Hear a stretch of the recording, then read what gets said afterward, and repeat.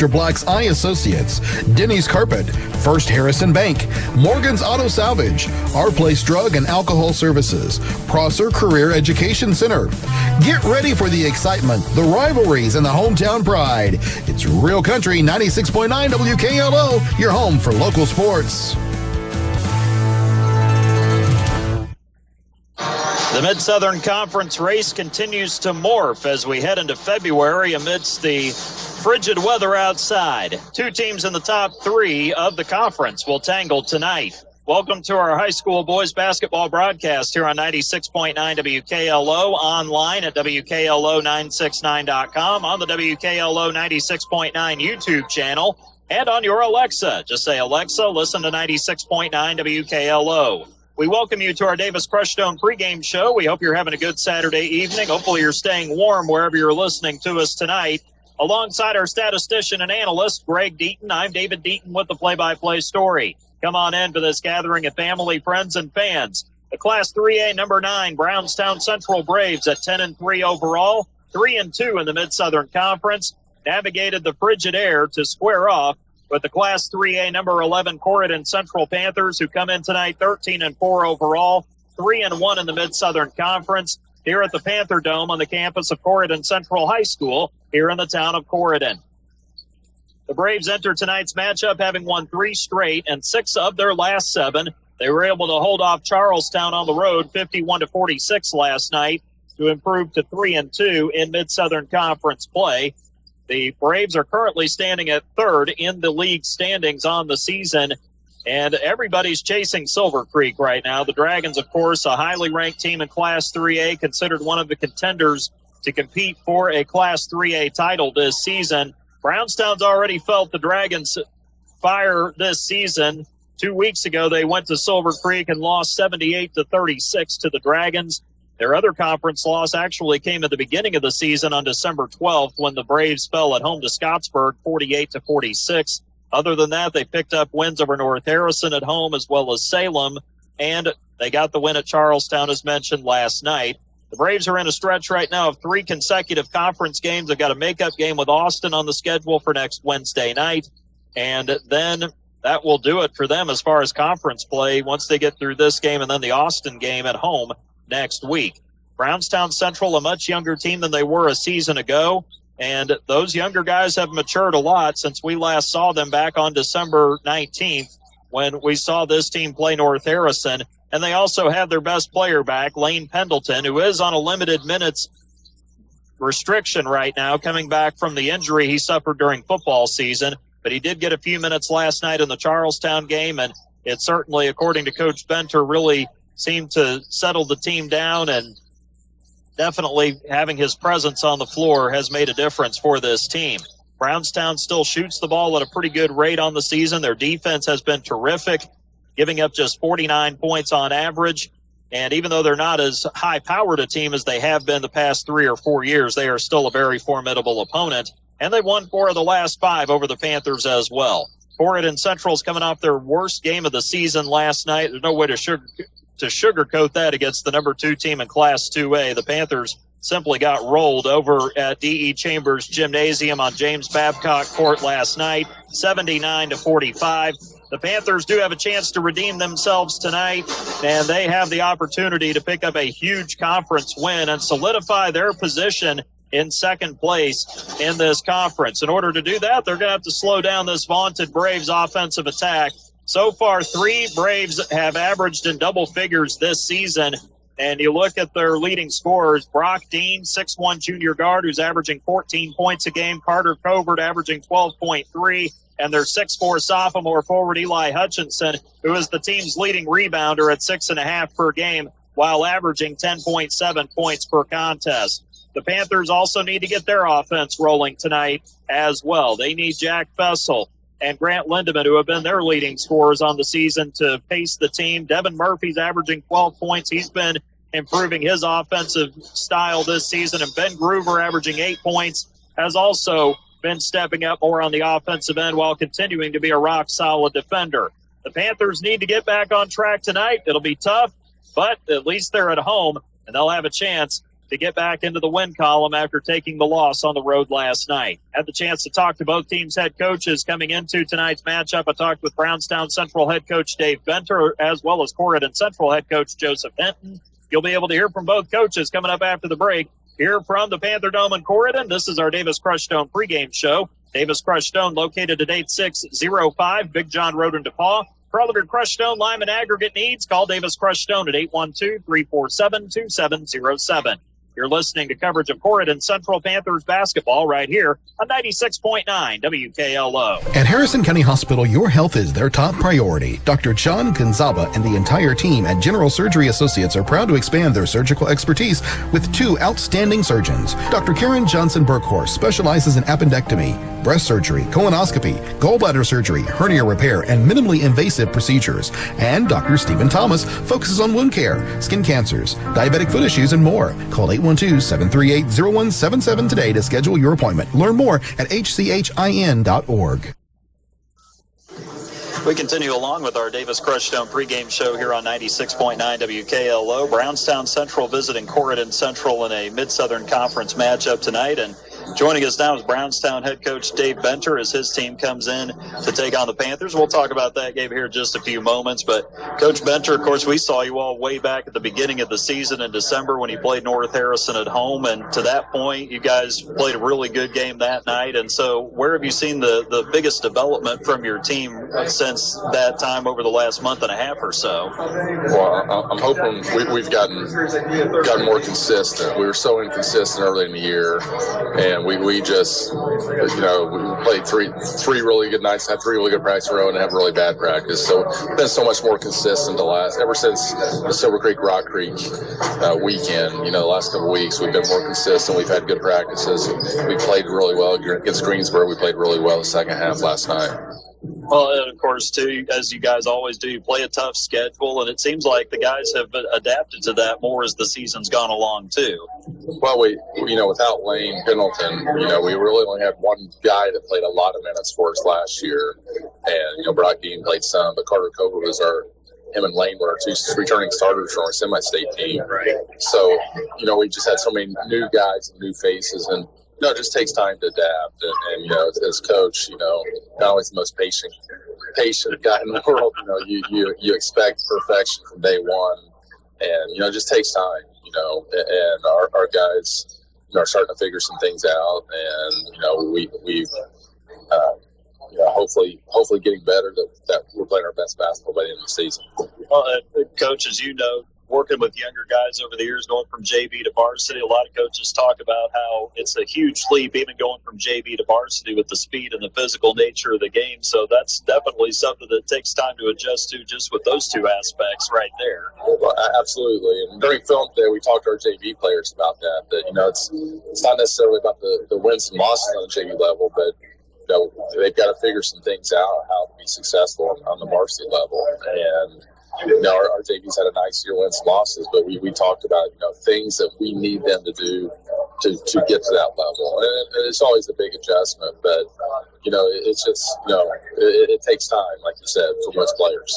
No doubt. Well, and of course, too, we talked about early in the season how your defense was ahead of your offense. So how would you say the offense has come along pretty well this season? It's getting better. We still have problems at times with turnovers, but last night turnovers really bothered us in the first half, and we kind of regrouped at halftime. Our guys did a really nice job, and really took control of the game because we turned Charlestown's pressure into some easy baskets for us, and that was a big difference. I was really happy with my guys. They were able to the way they played the first half from a ball control standpoint, being able to regroup at halftime, it shows some mental toughness from our guys, and I'm really proud of for that. And of course, too, you're playing on the road, playing in a tough environment, so to see that contrast and see your team recover like that says a lot about their development, too. Well, absolutely. And, it was good. Lane played probably 10 minutes last night, and, it just having him on the floor, it gives a lot of, in addition to him being one of the best players around, also just gives us some stability. And Lane's not Lane right now. He's still fighting to get back in shape, and but just having him on the floor gives us, like I said, stability and gives us that threat. It also, of course, gives you a lot of experience out there that you kind of lacked earlier in the season, and having him out there seems like it can settle those young guys in too. Well, it does, and they were doing a good job on their own, starting to figure that out, and just the last few weeks. So hopefully, it's an old cliche that sometimes you have a guy out that makes other guys have to step in new roles, be better. But we're hoping that that's kind of the case. That we were so dependent on Lane this summer, and he came through and was really good all summer for us. And we've been, last year's team was dependent on him, but our other guys had to figure out some new roles, and hopefully, once we get him back into shape and playing the way that he's capable of, it's just going to make us better as a basketball team. And you mentioned, of course, last night the offense stepping up in the second half. What did you like from what you saw from the defensive side of the floor in that win over Charlestown? Well, we mixed up our defense a little bit from what we traditionally do, and Preston Garrison was phenomenal. He had the assignment of guarding Anthony Fresh, and we gave a lot of help, but he was just absolutely phenomenal, guarding him and frustrating him. So that's we've got good quickness. We got really good quickness. We've got to figure some things out from like a communication and intelligence standpoint once in a while. But we're making huge strides in those departments. Well, of course, tonight another Mid-Southern Conference game on the road with Corydon Central, Coach. And as you look at this Panther team coming in, what stands out to you about this matchup tonight? They shoot it well. They've got good athleticism, and they're just hard to guard. It's one of those things where you got to kind of guard your yard. You guys, if you overhelp, they got so many guys that are going to make you pay. So, Fessel, Lindemann, Murphy, those guys have been around. It seems like forever, and those guys are all really good players, and then they mix in other guys that can go off the dribble and shoot, and so it makes them tough to guard. So we got to do a good job. We got to find their shooters. We got to get back in transition. We can't give them more shots, but we got to be able to keep the basketball in the lane also. Of course, too, Coach, another team with a lot of athleticism and guys who can definitely fill it up with their ability to shoot and drive to the basket as well. Well, that's our quickness. I said this past summer, as good as we've been the last few years, our team this summer, I thought, with Lane healthy, was ahead of the year before, went to the semi-states from a defensive standpoint. Now, offensively, obviously, we had so many parts to replace and a lot to figure out. But from a defensive standpoint, and then you take Lane, who's, really good all-around player and our biggest kid. You take him out, that hurts our defensive rebounding. It hurts our guy that can guard different positions. So that took some time to figure out. But we've got good quickness. I really like how hard our guys play. Our guys play hard. It's just like I said. We've got to communicate better at times, and then we've got to. Once in a while, we get away from the scout report and make mistakes in that regard. But I can't question our effort. Our guys play really hard. No doubt about it. And as far as your team goes health-wise, having Lane back, everybody else available, ready to go as well for the Braves tonight? Yeah, it's just typical way. You got some guys rehabbing ankles and backs, but Lane's really our only guy that's not 100%, close to 100% right now. Sounds good. Coach Benter, as always, thank you so much for taking the time for the talk. You and the Braves have a good game here at Corydon tonight. Thank you. Dave Benter joining us here at our Davis Crutchstone pregame show. Stay tuned. We've got the Coach Hinton conversation coming up next as you're listening to Corydon Central Panthers basketball right here at 96.9 WKLO. Are tax season blues getting you down? Well, worry no more. Introducing Jiffy Tax Shack, your go-to destination for hassle-free tax filing. At Jiffy Tax Shack, they make tax filing a breeze. Experienced team of tax professionals can ensure you get every deduction you deserve. Fast, accurate, and affordable. That's the Jiffy Tax Shack promise. No more stressing over complicated forms and endless paperwork. Your refund is just a visit away. Jiffy Tax Shack in Tazewell, where taxes are made simple. Call 812-338-3258. Don't forget to ask if you qualify for the earner income tax credit. Giving parental permission for children to drink might feel like a chance for safe supervision, but the reality is you're increasing the risk of future alcohol abuse and negative consequences. In addition to the potential for misuse down the road, we also know that alcohol use by teenagers has a damaging effect on brain development. If you really want the best for your child, ask yourself, what message are you sending? Paid for by Our Place Drug and Alcohol Education Services. We continue along with our Davis Crushstone pregame show here on 96.9 WKLO. Corydon Central at home tonight, back in Mid-Southern Conference play, hosting Brownstown Central. And with us now is Corydon Central head coach Joseph Hinton as the Panthers get ready for this matchup tonight. We'll talk about that here in just a few moments. But, Joe, of course, last time we saw you guys 2 weeks ago against Crawford County, the team did a really nice job being focused, going on the road, and playing a really good all-around game that night. And then, of course, you guys had a little bit of time there before the next two games. Had to move up the Charlestown game a couple of days because of the weather coming in. So what did you see from the team in that game against the Pirates? I thought it was a really good game, really good basketball game to watch and be a part of. But, we had some little things that didn't go our way, some things that we had to work on. We gave up some easy buckets because of face cuts and back cuts that we just can't allow. But, hats off to Charlestown. They're a really good team. I thought our guys definitely had the effort that night. And, I thought if a couple free throws went down or a couple shots went down, we were right there in position to make it a ball game. We just got to make sure we're staying focused throughout the entire game. We got to lead early. We got to be able to maintain that lead. We can't give it up as early as we did to where it got into a dogfight there in the end. We got to do a better job if we get a lead being able to hold it.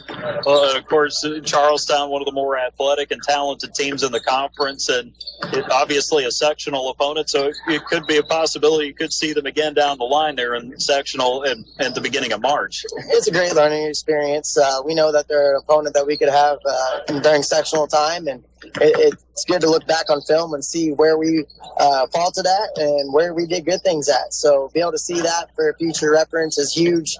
We know what to expect coming down when we get there in March, and that's better. I'd be much rather win in March than I would during the season. So we got to turn into a learning experience. But overall, I thought the kids fought really hard that game, and we had some players really step up. Well, and you didn't have much time to dwell on that because you had to focus on Salem coming in. They've been playing well since their loss to Orleans. So what stood out to you about the game against the Lions the following night? They've gotten extremely better, I thought. Their pressure, how physical and how hard they play, really well-coached team. We had some injuries going throughout that game. Grant had to sit out there for a little bit because of his ankle, and I thought our guys stepped up and did a good job. And Grant was able to come back out there for us and get the job done in the end. We were a little worried about doing that, but he made us sure that he'd go out and help us win that ball game, and I thought he did a good job.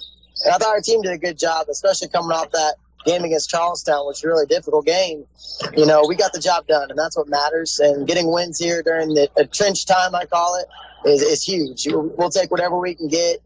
We got to fight. We got to make it dirty every once in a while. We got to muck it up, and I thought we did a good job of that night. Of course, as you know, Salem's a veteran team, got a lot of guys who have played a lot of varsity basketball, and they've improved a lot. And they're also a team that really does a good job mixing it up and keeping you on your heels a lot of the night, too. Oh, yeah.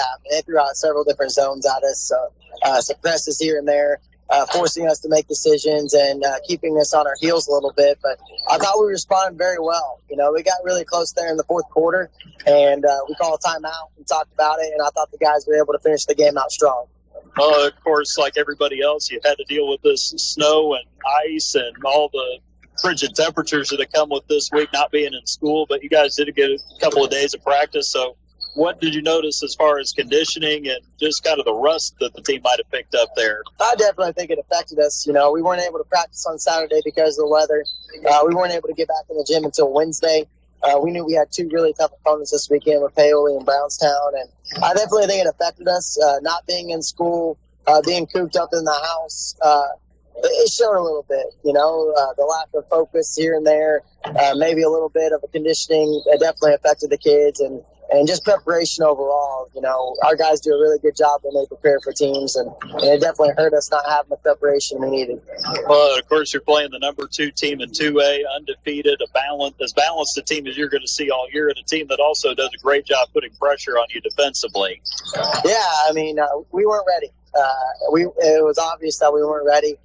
They were super physical with us, and we did not handle that very well. We settled for jump shots instead of taking it into the paint. Defensively, we seemed to get lost here and there.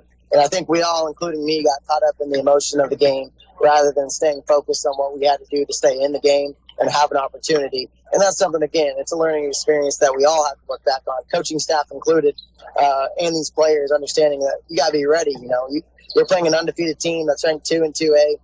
You got to get ready. They were ready for us. They wanted to play us, and, we got to do a better job of understanding those things. And, when you're going out to compete, you got to love to compete. And competing against really good teams should be the goal, should be the thing that you're looking forward to.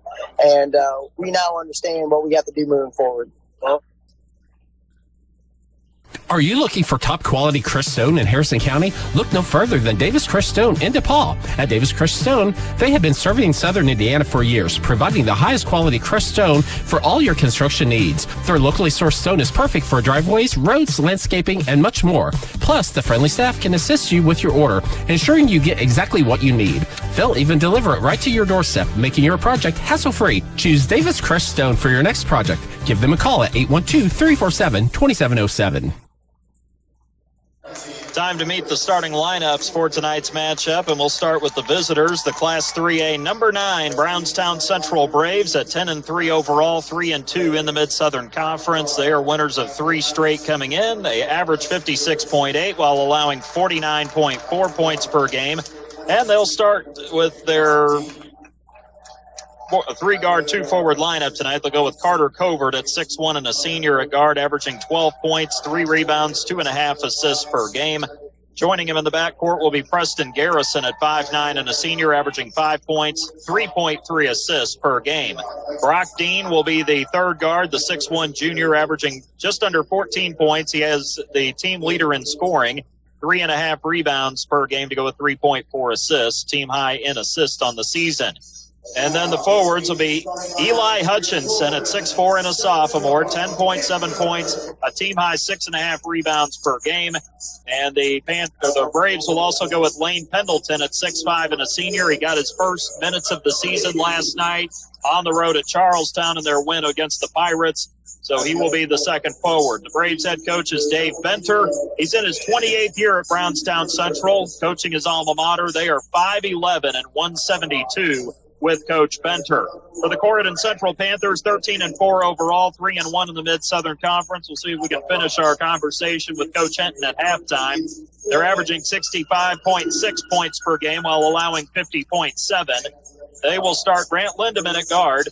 Grant, of course, is a 6-foot junior, and he is the team's 2nd leading scorer, averaging 15 points to go with 4.3 rebounds, 4.2 assists, and 2.3 steals per game. Devin Murphy, the 2nd guard, 6'2" and a senior, 12 points, 3 rebounds per game. The forwards are JoJo McCarty, 6'1" and a junior, averaging 5.4 points and 4.8 rebounds per game. Ben Gruber, the other forward, at 6'3" and a junior. He's averaging 8.3 points and 4.8 rebounds. And Jack Fessel, the 3rd guard, at 6'4" and a senior. He's averaging a team-high 17.8 points to go with 5.8 rebounds and 4.1 assists per game to go with 2.3 steals. Head coach Joseph Henton's in his 7th season at Corydon Central. Their record is 95-66. A foul is called as the Panthers are set on defense here to start this one off tonight. Eli Hutchinson, in the act of shooting, will go to the free throw line. Braves are in the road black uniforms tonight, red letters and numbers trimmed in white. Brownstown, medium block letters above the number, as Eli Hutchinson comes up short on his first free throw attempt of the night. Hutchinson on the season, a solid free throw shooter, 22 out of 32 for 69%. We'll try to give the Braves their first point. Misses both of them, but he got his own rebound on the left side of the lane over JoJo McCarty. Kicks it out straight away to Carter Covert, around left side to Preston Garrison. Braves have the red over white stripe on the collar of the jersey, nothing around the shoulder. Lane Pendleton gets a jump ball forced against him, and the Panthers are going to get it on the turn of possession. Braves also have the red trim with the wings down on the side of the uniform there, and the interlocking BC logo on the lower part of the shorts on the right side, also on the back of the jersey above the number. Corydon Central in the home white uniform, black letters and numbers, trimmed in old gold. Panthers in medium letters arced over the number on the front of the jersey. Old gold trim around the collar and the shoulders with the old gold stripe down both sides, and the small Panther head on both sides of the shorts, as well as above the number on the back of the jersey. Panthers going left to right to start. Ben Groover below the left elbow gives it back out to Lindeman at the elbow. He'll lob it down low to Fessel. Ball gets deflected back to Grant under the basket. He turns and got it knocked away, somehow got it back, then lost it again to Jack Fessel at half court, and Joseph Benton's seen enough of that, so he's going to call timeout. 7:03 to go first quarter. We remain scoreless here on the First Harrison Banking Butler scoreboard. You're listening to Corydon Central Panthers basketball right here on 96.9 WKLO. For generations, Prosser has been at the heart of our community. We need you. The Prosser Alumni Association helps seniors who need transitional support, guiding them into jobs or career path and giving them the resources to succeed. Students can apply for scholarships in January at prosseralumni.org. Alumni, join us now. Be a member, donate, or sponsor and help mold the next generation of leaders. Visit prosseralumni.org. Prosser. Skills today, success tomorrow. 7:03. We are just getting started here in this matchup of the two of the top teams in Class 3A. Corydon Central ranked number 11, Brownstown Central ranked number 9. It'll be Panther basketball out of the timeout. Ben Groover to Devin Murphy, left side volleyball line, takes it down to the free throw line, pulls up, step back, and he buries the jumper there. Nice shot. It stopped a little awkward, but he was able to gather enough to get the shot up and in. 2-0, 6:48 to go opening quarter. Covert into the front court, bounces to Preston Garrison on the left wing, down to the short corner to Eli Hutchinson, up to the wing now to Lane Pendleton, the senior who's back in the lineup. Around to the right side to Dean. Garrison on the wing, back up top to Dean, and now to Hutchinson, left wing. Circle it around to Covert through Dean, down to the corner to Garrison on the right side. Garrison, good help defense from the Panthers. Out front to Covert, around left wing now again to Brock Dean. Dean looking to get it to Garrison. McCarty gumming him up there, top of the key to Hutchinson. Throws a pass that Groover knocks away and steals. Gets it away from Garrison. Lays it up. Got it, and he drew the foul going down the right side. Kind of took an awkward angle there, did Ben, going down to that right side. But he gets the basket and the foul as the Panthers take a 4-0 lead with 6:12 to go here in the opening frame on the First Harrison Banking Butler scoreboard. That was great anticipation. He got to go all the way to the bucket with it. It was nice play.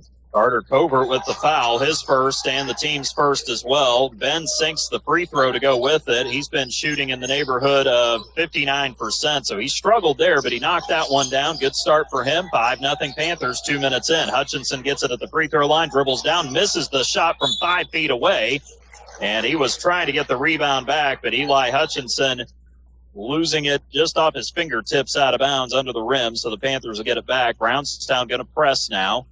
Sending kind of a soft look out there. Pass up the floor to Groover, who takes it right wing. Hands it behind him to Lindemann. He'll take it down to the baseline. It's cut off there by Garrison. Kicks it out opposite corner to Fessel. Back to Grant. Long three right side. Sunk that one. Nice shot. Grant Lindemann in rhythm early. 8-0. Surprisingly, the Panthers jumping on the Braves here over the last minute and a half.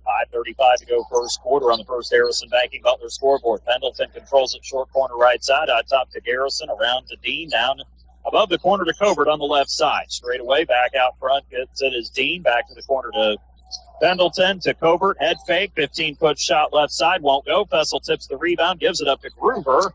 And somehow the Panthers able to keep that one alive. Up the floor with it is Jack inside the arc right side. Skips it opposite wing to Murphy. 3. That one rims off front, back of the rim. Fessel tipped the rebound. Garrison came down with it in the paint for the Braves. Up the floor, Pendleton with it. Inside to Hutchinson. Saves it out to Dean. Above the left corner for 3. That one flangs off the back of the iron. Rebound McCarty. Saves it into Hutchinson. And back out right side to Dean. Straight away to Covert. And Carter Covert converts the 3. His first triple of the night. Braves on the board now. 4:42 to go first quarter. 8-3. Corydon Central's lead cut to 5. Up the floor now with it is Fessel. Walks it across the timeline against the man-to-man defense of the Braves. Left side, hands it off to Lindemann. Lindemann pulls up, left elbow jumper. Left it off the back of the rim too strong. Groover tips the rebound out to Murphy up top. Murphy gets it down right side of the lane. Turns, pulls up, and hits a 10-foot jumper to give him his 4th point. And Coach Benter wants to stop this and talk things over with 4:21 to go here in the opening quarter on the First Harrison Banking Butler scoreboard. Corydon Central 10, Brownstown Central 3. You're listening to Corydon Central Panthers basketball on 96.9 WKLO. At Harrison County Hospital, your health is their top priority. Dr. John Gonzalez and the entire team at General Surgery Associates are proud to expand their surgical expertise with 2 outstanding surgeons. Dr. Karen Johnson Burkhorst specializes in appendectomy, breast surgery, colonoscopy, gallbladder surgery, hernia repair, and minimally invasive procedures. And Dr. Stephen Thomas focuses on wound care, skin cancers, diabetic foot issues, and more. Call 812-738-0177 today to schedule your appointment. Learn more at hchin.org. 4:21 to go here in the opening quarter of play on the first Harrison Banking Butler scoreboard. Corydon Central has dashed out to a 10-3 advantage over Brownstown Central. Both teams in the top 11 of Class 3A. Big conference game tonight between the second and third place teams in the league. Out of the Brownstown timeout, Carter Covert across the timeline, hands it to Preston Garrison right side. Half-court circle, Brock Dean gets it. He takes it right wing now. Tries to drive on Groover, backs it out. Nice job by the Panthers defensively. Out to Hutchinson, right side volleyball line to Covert beyond the right wing. To Hutchinson on the arc, right side. Takes Lindemann down to the lane. Lost his dribble. Now tries to look to get it out of there. Does. Lobs it to Garrison near the timeline on the right. Back to Hutchinson along the sideline just beyond the wing. 3:48 to go first quarter. Back to Garrison around to Dean left side. Garrison has it back now on the right. To Hutchinson, 15 feet away, right wing. Drives it on baseline to McCarty. Grant tries to come in to rake it away. Can't. Out to Garrison. Hutchinson got it to him. He gets it back. Dribbles baseline right side. Straight away to Dean. Fakes right or left. Goes right to Garrison. Out front to Covert. Around to Lincoln Britton, who's in there now. The 6'2 senior. Right side now to Garrison. Down to the baseline. Eli Hutchinson got the ball knocked away. Recovered it at the wing, but he's going to be called for a travel as he tried to recover. Brownstown running their actions the way that we've seen them, but the Panthers are really keeping the Braves on their heels as Kyla Brock will come in for the first time. He replaces Eli Hutchinson in the lineup. Really jamming things up for Brownstown. It's all over the floor. Inside, they cannot get inside on court right now. They can't run their motion the way they like to, and that's impressive because that's hard to do against this team. Yes, it is. Lindemann with it left side, up top to Murphy, around to McCarty on the left wing in the forecourt. Back to Murphy above the corner. Devin drives baseline. Cut off there. It is Dean who gets in his way. Out to Groover now on the left wing. Garrison doing a great job on Lindemann as McCarty gets it on the right side. To Fessel at the free throw line. Jack turns around, fakes, pulls up, elbow jumper, front rim, back rim, no good. Murphy there, offensive rebound, back up and in left side, and Devin Murphy right out of the gate with 6 points as the Panthers push the lead now to 9 at 12-3. 2.5 minutes to go in the opening quarter. Couldn't ask for a better start after the way they looked last night. Kyla Brock right elbow with it. Got it from Garrison. Up top to Brock Dean. Around left side to Covert on the wing. Takes it to the free throw line off the bounce. Into the corner to Lincoln Britton for a three. That one off the front of the rim. And there's Murphy with yet another rebound for the Panthers. Britton 6'2" and a senior, averaging 6.8 points per game. Up the floor, Fessel. Left side to Lindemann. Takes it 15 feet away inside the arc. Back out to Murphy at the volleyball line. Takes it to the left wing. Steps back. Goes to Fessel with it on the right side. Jack holds there right at the top of the key. Lindemann comes to get it. Fessel sets the screen on the pesky Preston Garrison, who's going to be called for a hand check there at the elbow as Grant took him there off the bounce. Foul on Garrison, his first team second. Garrison had a tough assignment last night trying to guard Anthony Fresh of Charlestown, and now he's got to deal with Lindemann tonight, who gets the inbound pass for a three, right corner. That one won't go. Gruber trying to get the rebound, does get it on the left side, and then Murphy gets it out left wing from 28 feet away, and he rattles that three in. Devin is playing a heck of a ball game right now. 9 points for Murphy early. 15-3 Panthers. 1:40 to go first quarter. First Harrison Banking Butler scoreboard in the lane. Dean got his shot partially blocked on the push shot from 10 feet away. Rebound comes down to Groover, who was the one who got a partial block. Up the floor to Lindemann between the circles. This game being played at a pretty fast pace, even though it's in the half court mostly. Lindemann over to Groover. Long bounce pass right perimeter. Out front to Fessel. Left wing McCarty. JoJo holds it, looks inside, goes down to Groover on the block. He turns, and he's going to be called for a double dribble. I got to give Kyla Brock credit for the defense there. He really stood his ground nicely that time. Yeah. Garrison will get a rest on the bench as Eli Hutchinson returns. He joins the lineup of Lincoln Britton, Brock Dean, as well as Kylis Brock. Try keeping the Brock straight out there. And then you also have Carter Covert on the floor for the Braves as well. For the Panthers, they go to the bench for the first time. Hudson Withers is in the contest, joining Devin Murphy, Jack Fessel, Brant Lindemann, and JoJo McCarty as Groover got a rest on the bench. Here's a ball knocked away. McCarty steals it from Brock Dean to Fessel up the floor. Layup with less than a minute to go in the quarter. Off the backboard, right rim and in. And the Panthers are mauling the Braves here in the early going. 17-3, 55.9 seconds to go. First quarter, First Harrison Banking Butler scoreboard. Timeout Braves. You're listening to Corydon Central Panthers basketball on 96.9 WKLO. Hi, this is John Bender. Cooler weather, it's on its way. The Department of Energy says a properly insulated home can save you up to 20% off your heating and cooling expense. So make sure your home is properly insulated this fall. The Owens Corning ProCat Low-Fill Insulation System makes it quick and affordable to properly insulate your home. You can do it yourself, or we can recommend a contractor to help you. Learn how easy you can add insulation with the ProCat Insulation System by visiting us at Bender Lumber. Local people serving local needs for over 90 years. Are you looking for top quality Crestone in Harrison County? Look no further than Davis Crestone in DePaul. At Davis Crestone, they have been serving southern Indiana for years, providing the highest quality Crestone for all your construction needs. Their locally sourced stone is perfect for driveways, roads, landscaping, and much more. Plus, the friendly staff can assist you with your order, ensuring you get exactly what you need. They'll even deliver it right to your doorstep, making your project hassle-free. Choose Davis Crestone for your next project. Give them a call at 812-347-2707. Wow. About a bunch of vitamin B12 shots must have been given out before this game tonight, because the Panthers are on it. 17-3 over Brownstown in the first quarter. No way we could have forecasted this start tonight, but what a job by the Corydon defense. Pendleton back in, gets it on the right wing from Kylis Brock. Back out to Covert on the right perimeter, to Pendleton down on the block. Murphy on him, kicks it to Britton, left wing three, and he buries that. Well, that looked more like Brownstown's offense that time.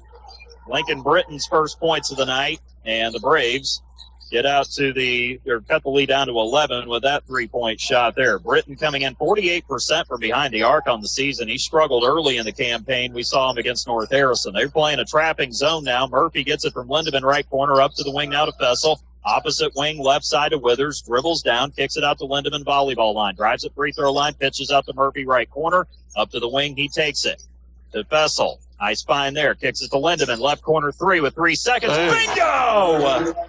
Wow. And that'll wrap up the first quarter of play. Carter Covert dribbles out the clock, and the Panthers, astonishing start tonight, 20-6 over the Brownstown Central Braves on the First Harrison Banking Butler scoreboard. Heading to the second quarter, you're listening to Corydon Central Panthers basketball right here on 96.9 WKLO. At First Harrison, the Banking Butler is more than just a banking app. It's who we are. It's a level of service we've delivered for more than 130 years. If you need to borrow money for a home loan, car loan, even loans for boats, RVs, you name it, First Harrison Bank will get you competitive rates with fast, local decisions.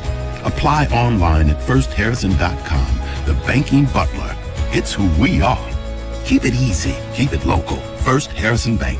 Member FDIC, Equal Housing Lender.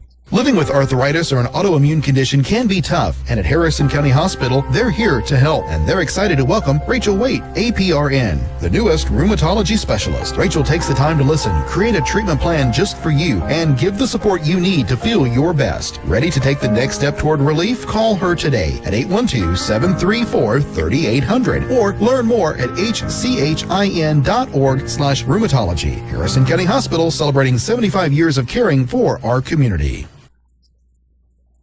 We start the second quarter with the Corydon Central Panthers blitzkrieging Brownstown Central 20-6 on the First Harrison Banking Butler scoreboard. Along with our statistician and analyst, Greg Deaton, I'm David Deaton with the play-by-play. Braves start the second quarter with possession. Lincoln Britton out on the floor with Kylis Brock, as well as Lane Pendleton, Eli Hutchinson, and Carter Covert. Pendleton has it top of the key, takes it down to the free throw line, throws it to Covert right wing, but stepping in to steal it is Grant Lindemann, coast to coast for the underhand layup on the right side to give him 8, and the lead is now 16 for the Panthers at 22-6.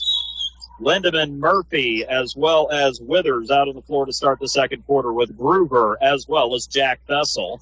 Foul is going to be whistled on the Panthers here. A reach in on the right wing. 7:36 to go second quarter. 22-6 on the first Harrison Banking Butler scoreboard. And I think Ben just picked up the foul. That'll be the first on Gruber. That'll be the team's first of the contest on Corydon.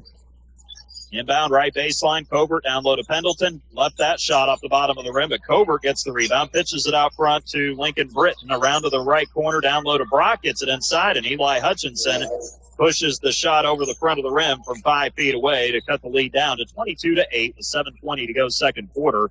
It's a half-court game, but it's about as fast a half-court game as you'll ever see. It's an incredible game all around right now. It's just crazy. Panthers red hot to start, but you got to sustain it for 4 quarters. Fessel pulls up top of the key three. That goes off the front rim, bounces high, and Lincoln Britton there left side of the rim picks up the rebound. He'll push it up the floor to Covert, over to Britton left wing, around to Covert, and then to Brock on the right wing to Hutchinson. Nice cut by Brock, around to Britton, out to the wing left side to Covert. Left the three off the side of the rim with Hudson Withers getting the rebound on the right baseline. That's the best ball movement Brownstown's had so far tonight. Yes, that's by far the best ball movement they've had. They're fun to watch. If you're just a basketball fan and you want to watch good offense, it doesn't matter what year it is. They always run such crisp offense, and it's very hard to stop because of the spacing and the movement that they have. But Corydon has really gummed it up so far. Jammed it up big time. Murphy again feeling that. This is the 3 right wing, and Lindemann, I think, is going to be called for the rebound foul on the left side of the basket there. He was trying to get position, but he did not have it against the Braves. The foul will be on Grant Lindemann. That'll be his first and the second on the team here in the quarter with 6:20 to go in the second. 22-8 Panthers in front. Lindemann will get a well-deserved rest on the bench. JoJo McCarty returns for the Panthers now, 6'1" junior forward. JoJo on the season, of course, has increased his offensive output, 5.4 points, 4.8 rebounds on the season. Covert in the front court left side gives it top of the key to Eli Hutchinson. To Dean. Man, Ben Gruber disrupted that. Dean, that was supposed to be a routine handoff. Ben got his hand in there. Dean tried to catch it, lost it out of bounds into the Corydon bench on the turnover. Man, that's a prime example. The defensive effort is just incredibly good tonight. And Ben's one of the best defenders on the team as it is. He gets it in the lane, kicks it out. Withers 3. That one's off the mark. Hits the side of the rim there, and Brock Dean in the lane to get the rebound. Hudson a little off on that shot. Panthers are 0 for 3 from behind the arc to start the quarter here. Dean takes it down left side of the lane, straight away to Kylis Brock. 6-foot junior guard averaging 5.4 points and 5.8 rebounds per game. Back out to Covert, who has it between the circles. Kicks it over to Brock on the right side. He'll drive to the rim, lay it up, and he draws the foul on Hudson Withers, and that'll put Kylis Brock at the free throw line for Brownstown Central.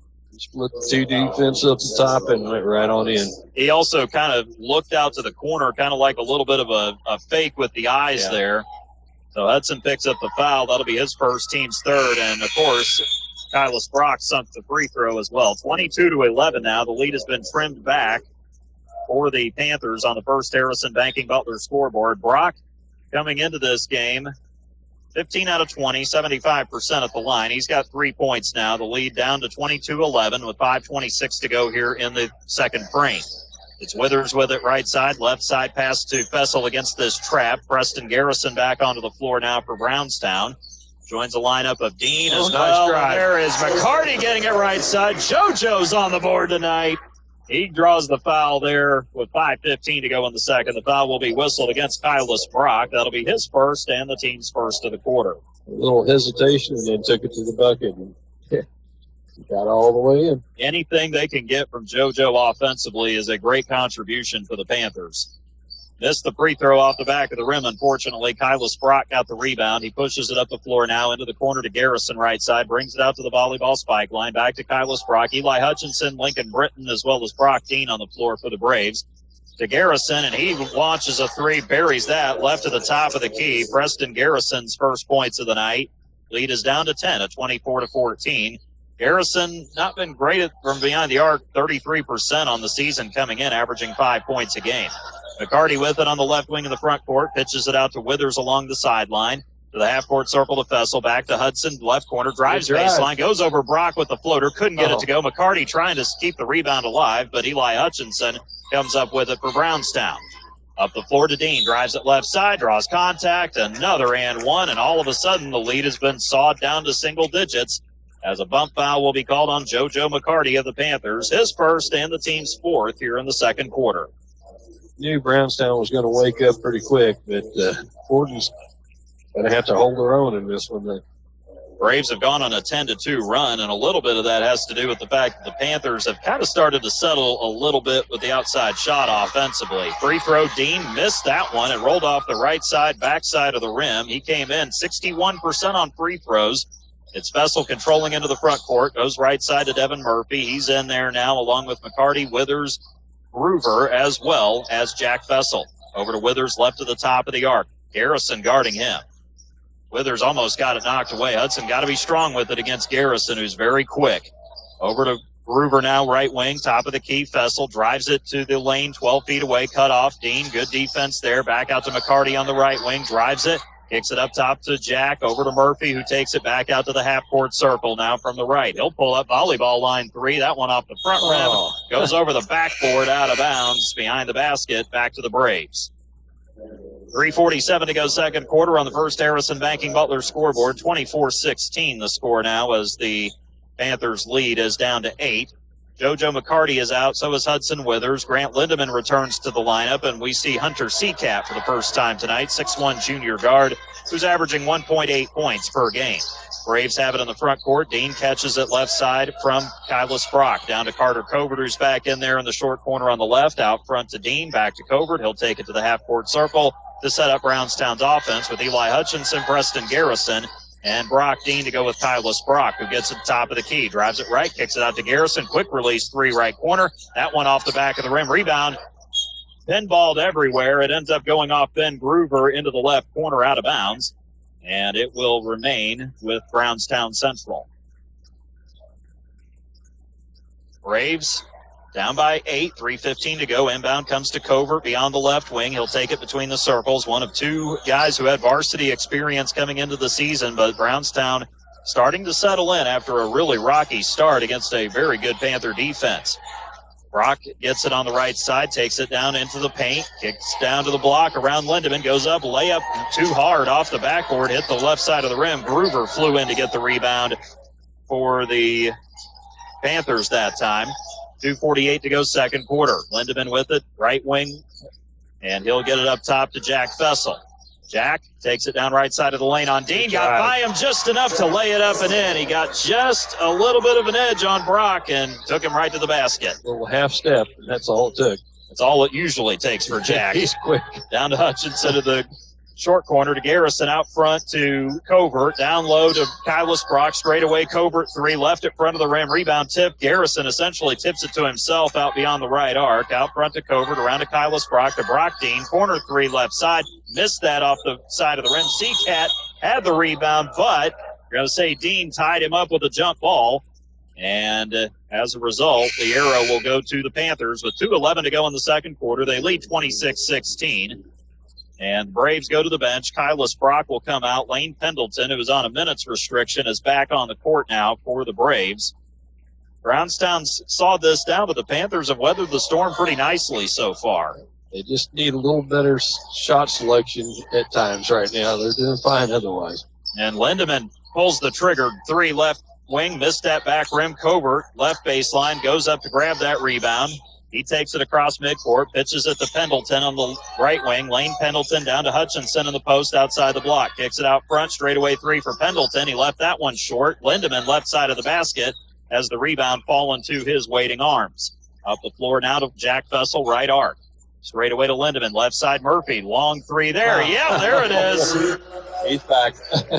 Got that knuckleballer to go down. 29-16, the lead up to 13 and the minute 25 left here in the second. Covert up the floor to Garrison on the right arc. Into the short corner to Lane Pendleton, left side. Pendleton, one-on-one with Fessel. Got the ball knocked loose. Lindemann steals it, throws it up the floor. However, Carter Covert on the back end. The pass a little too far out in front of all of his teammates. Coming down to the final minute of the quarter. Covert with Gruber all over him to Garrison left side into the corner. Pendleton fires the three, airballs that one. Rebound tipped away. Brock Dean tries to save it. on the far side of the floor in the corner, but he could not do so, and the Panthers will get it back. It seems like Brownstown's a little hurried on some of their shots right now, too. Yeah, it's unusual. I mean, as many times as you see Brownstown, they're just not playing normal Brownstown basketball right now. They're one of the hardest teams to speed up, too. Inside, Groover gets post position on Hutchinson. Couldn't get that to go. Missed it off the left side. Rebound to Pendleton. Back up the floor come the Braves with it. Over to Pendleton right side. Hands it off to Garrison. He'll circle it around between the rings. Kicks it over to Dean on the left side. Kicks it top of the key. Up top, Garrison with it right side. Back to Dean around to Covert left side. It's Dean with it again. Brock Dean holding top of the arc. 25 seconds to go second quarter. To Hutchinson. Back out to Covert. Beyond the volleyball line between the rings. Back to Dean again on the left side at the spike line. He looks down low for Pendleton. Not there. Covert half-court circle. Around to Garrison. Right wing extended. Down to Pendleton in the post. One-on-one with Seacat. And Seacat, I think, forced him to travel. He backed off of him for just a second before Pendleton could get the layup with 10 seconds to go until halftime. It'll be JoJo McCarty and Hudson Withers returning for Hunter Seacat and Ben Groover for the Panthers. Seacat almost walked back out of the floor. Would have been a technical if he'd stayed. So glad he was able to get back there for the Panthers up 13, and they'll get the last shot of the quarter, presumably. It's going to be an interesting possession here. Lindemann lets it roll a little bit, picks it up after fumbling it at first, bounces to Murphy right side. He'll launch a deep 3, 27 feet, and he buried it again. That's what I wondered what they were going to do. 15 for Murphy. Covert throws it up, and he hits the curtain that was rolled up there at midcourt to close out the first 2 quarters of play. Incredible first half for Corydon. 32-16, they equal their largest advantage in the first half here on the First Harrison Banking Butler scoreboard going into halftime. Coming up, we'll have first half stats and analysis. We'll finish our earlier conversation with head coach Joseph Hinton of the Panthers. We'll also take you around the area, give you score updates as well. All of that coming up at halftime here from the Panther Dome. It's Corydon Central 32, Brownstown Central 16 at halftime. You're listening to Corydon Central Panthers basketball right here on 96.9 WKLO.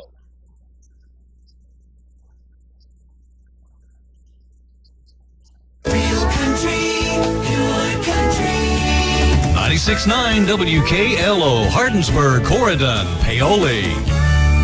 Are tax season blues getting you down? Well, worry no more. Introducing Jiffy Tax Shack, your go-to destination for hassle-free tax filing. At Jiffy Tax Shack, they make tax filing a breeze. Experienced team of tax professionals can ensure you get every deduction you deserve. Fast, accurate, and affordable. That's the Jiffy Tax Shack promise. No more stressing over complicated forms and endless paperwork. Your refund is just a visit away. Jiffy Tax Shack in Tazewell, where taxes are made simple. Call 812-338-3258. Don't forget to ask if you qualify for the earner income tax credit. Chance to turn that around tonight here at home with Brownstown Central returning to conference play. So, and looking at the Braves this season coming in, Joe, what stands out to you about what you've seen from this team? Physicality, and they love to shoot the three. I'd say a typical Brownstown team, if you're asking me, they do a really good job. They're a very systematic team. They get exactly what they want, and they're going to try to do everything they do to push you out of what you want to try to do. Pendleton's back now. I know he's on limited minutes, but he's a true star of a player. He's been a part of a lot of teams in Brownstown that went deep in the tournament, and now that he's back, that changes the ball game up a little bit. But all the rest of those kids, including Covert, great three-point shooters, really physical. So they get what they want. They get a lot of opposite kicks from the block, and they muscle it inside. We got to be prepared for that, and hopefully last night's game got us prepared for that and kind of, punched us in the mouth a little bit, figuratively and reality there, right? But hopefully that got us to understand what we have to do moving forward. Tonight's not going to be any different than last night. We know how hard Brownstown's going to play, and it's up to us on whether or not we can meet that, come to that moment and meet that, so we're able to take it and move on. Well, as far as the Panthers go coming in tonight, I know Grant's been nicked up a little bit. Everybody available and ready to go for this one? We got a few, minor injuries here and there that have been hurting us lately, but overall we're all pretty healthy, ready to go. I think they're excited to get back out here in front of a home court advantage here. Hopefully for these guys, they're excited to be back out there. Sounds good. Joe, as always, we appreciate the time for the talk. You and the Panthers have a good game here tonight at home with the Braves. I appreciate it. Thank you guys for covering us. I'll see you guys after the game. And as always, go Panthers. Giving parental permission for children to drink might feel like a chance for safe supervision, but the reality is you're increasing the risk of future alcohol abuse and negative consequences. In addition to the potential for misuse down the road, we also know that alcohol use by teenagers has a damaging effect on brain development. If you really want the best for your child, ask yourself, what message are you sending? Paid for by Our Place Drug and Alcohol Education Services. At Harrison County Hospital, your health is their top priority. Dr. John Gonzaba and the entire team at General Surgery Associates are proud to expand their surgical expertise with 2 outstanding surgeons. Dr. Karen Johnson Burkhorst specializes in appendectomy, breast surgery, colonoscopy, gallbladder surgery, hernia repair, and minimally invasive procedures. And Dr. Stephen Thomas focuses on wound care, skin cancers, diabetic foot issues, and more. Call 812-738-0177 today to schedule your appointment. Learn more at hchin.org. Halftime here at the Panther Dome in Corydon, and the Corydon Central Panthers could not have asked or dreamt of a better start here tonight at home against Brownstown Central. The Panthers led by as much as 16, and that ends up being the halftime advantage at 32-16 on the First Harrison Banking Butler scoreboard, as Corydon Central has really taken it to the number 9 team in Class 3A so far. The Panthers, of course, number 11, coming off that blowout loss on the road last night at Paoli, and the Panthers really have turned things around. They've looked immensely better tonight, more like the kind of team that we've been watching throughout the course of the season, and that's certainly been encouraging to see here tonight. You're on their home floor amongst this Arctic air that we have around the area right now. Let's take a look at the scoring and shooting in the first half. First for Brownstown Central, Kylis Brock, the leader in scoring there in that first half. Brock got a 3-point play that he converted in the second quarter. He also got another basket for 2. He's got 5 points so far for Brownstown. Actually, I think Brock Dean got the basket there, so I'll say he got that, not Brock. So 3 points for Kylis Brock, and he is one of 4 Braves that have 3 points so far. Carter Covert, Preston Garrison, and Lincoln Britton all have 3 points. Covert and Britton both buried threes in the first quarter, while Garrison knocked his down in the second quarter. So all those guys have 3 points. Brock Dean, 2 points in the second quarter off a basket, and then Eli Hutchinson able to get involved with a basket in the second quarter as well. And so, let's see here. The Braves, to this point, have all those guys scoring, but nobody has really just jumped out with the way they've been able to put the ball in the basket to this point. Dean and Hutchinson with 2 apiece. Lane Pendleton has played. He has yet to score, though, for Brownstown so far in the first half. The Braves limited to 6 of 19 shooting from the floor, just 32% in the first half.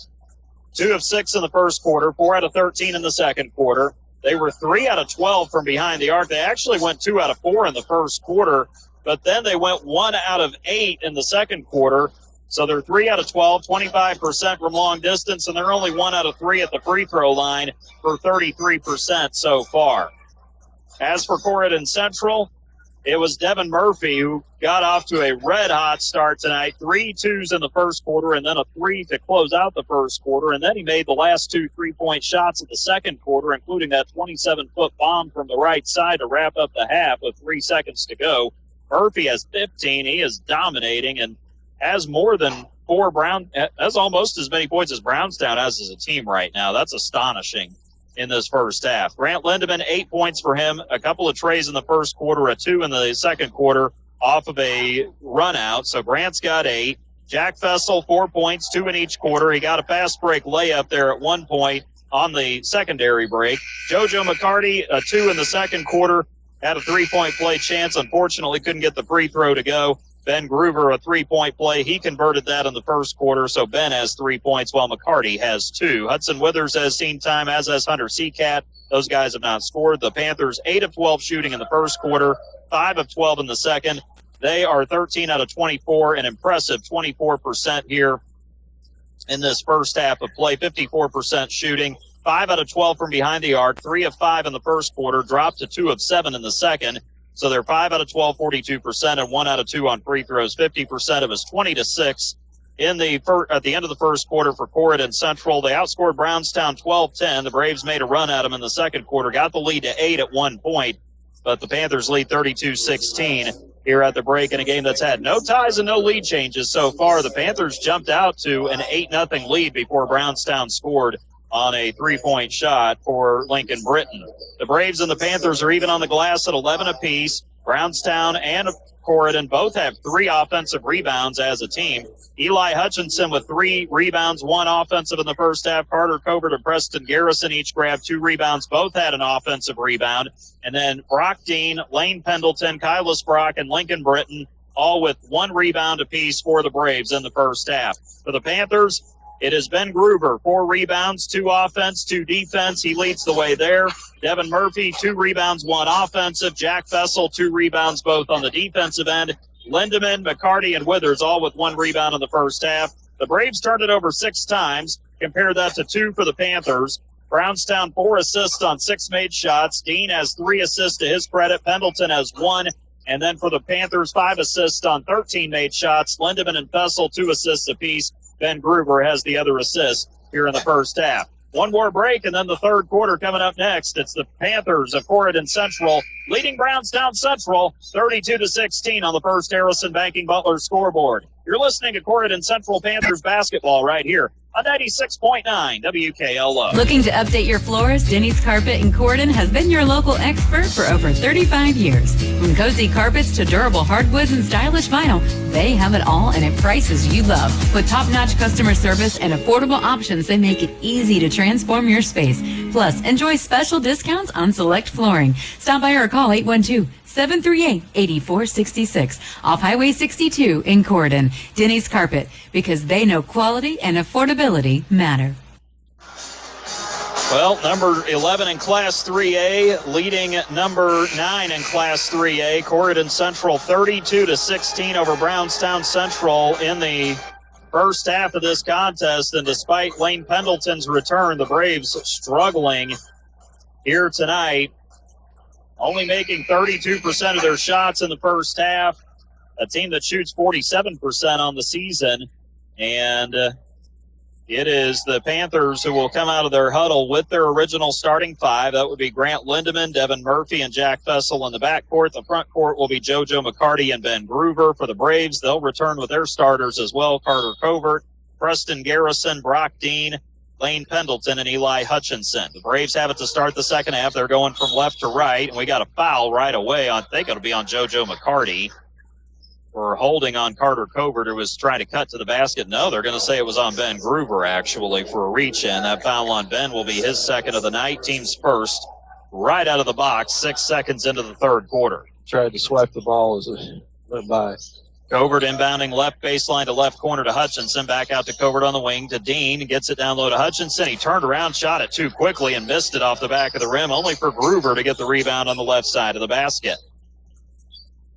And now down low. Oh, nice spin move by Jack Fessel. Turns, gets the shot up, and then he shrugged like, how did that go in over Covert? Somehow he turned Covert sideways and got it up and in. That was a nice move.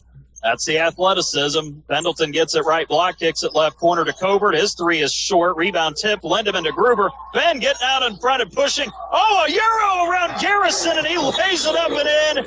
Dave Venter has got to be just befuddled right now. They are just methodically taking Brownstown apart. Michael Breeden's looking over at the bench like, what is going on with Brownstown? 7:15 to go third quarter, 36-16, Panthers in front. We'll stay here with it for right now, but, I mean, this is an overwhelming performance, and you consider how rough the Panthers looked on the road last night. This is an incredibly high-level performance for this team tonight. It is. It's amazing what they're able to do tonight so far, but they've got to maintain it. It's been something to watch, that's for sure.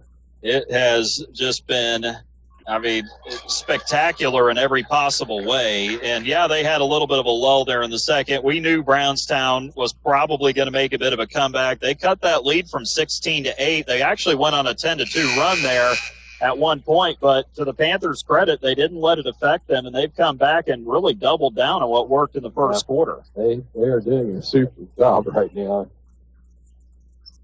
Going to be tough to maintain it, though, because you know Brownstown's going to come at them. Well, for the Panther fans who braved the cold to go into Orange County last night, the ones who are here tonight, I mean, I'm sure everybody's thrilled to see this effort, but I'm sure there's also the thought, where was this last night? Yeah, what happened last night?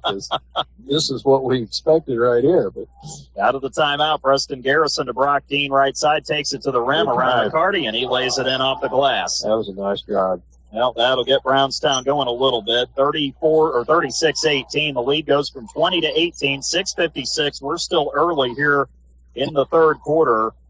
And now Murphy gets it in the front court against the trap from Lindemann. To Murphy, deep three along the sideline. That's off the back of the rim, too strong. Garrison retrieves the rebound in the right corner. Gets it out to Hutchinson up the floor. Now Covert with it right side. Kicks it to Garrison. Panthers in the home white uniforms, black letters and numbers, old gold and black trim.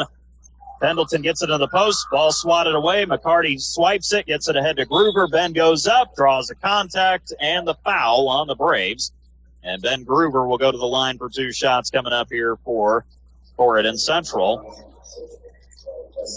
Foul is on Preston Garrison of Brownstown. That'll be his second. Team's first of the quarter. You might remember him from the football field. I know Panther fans have tried to forget that opening game back in August where he and the Braves just sliced and diced Coach Keller's team. First free throw is off the heel of the rim for Gruber. No good. He'll have one more shot coming. But as great, he's obviously had a great season leading Brownstown to state. JoJo McCarty checks out. Hudson Withers comes in.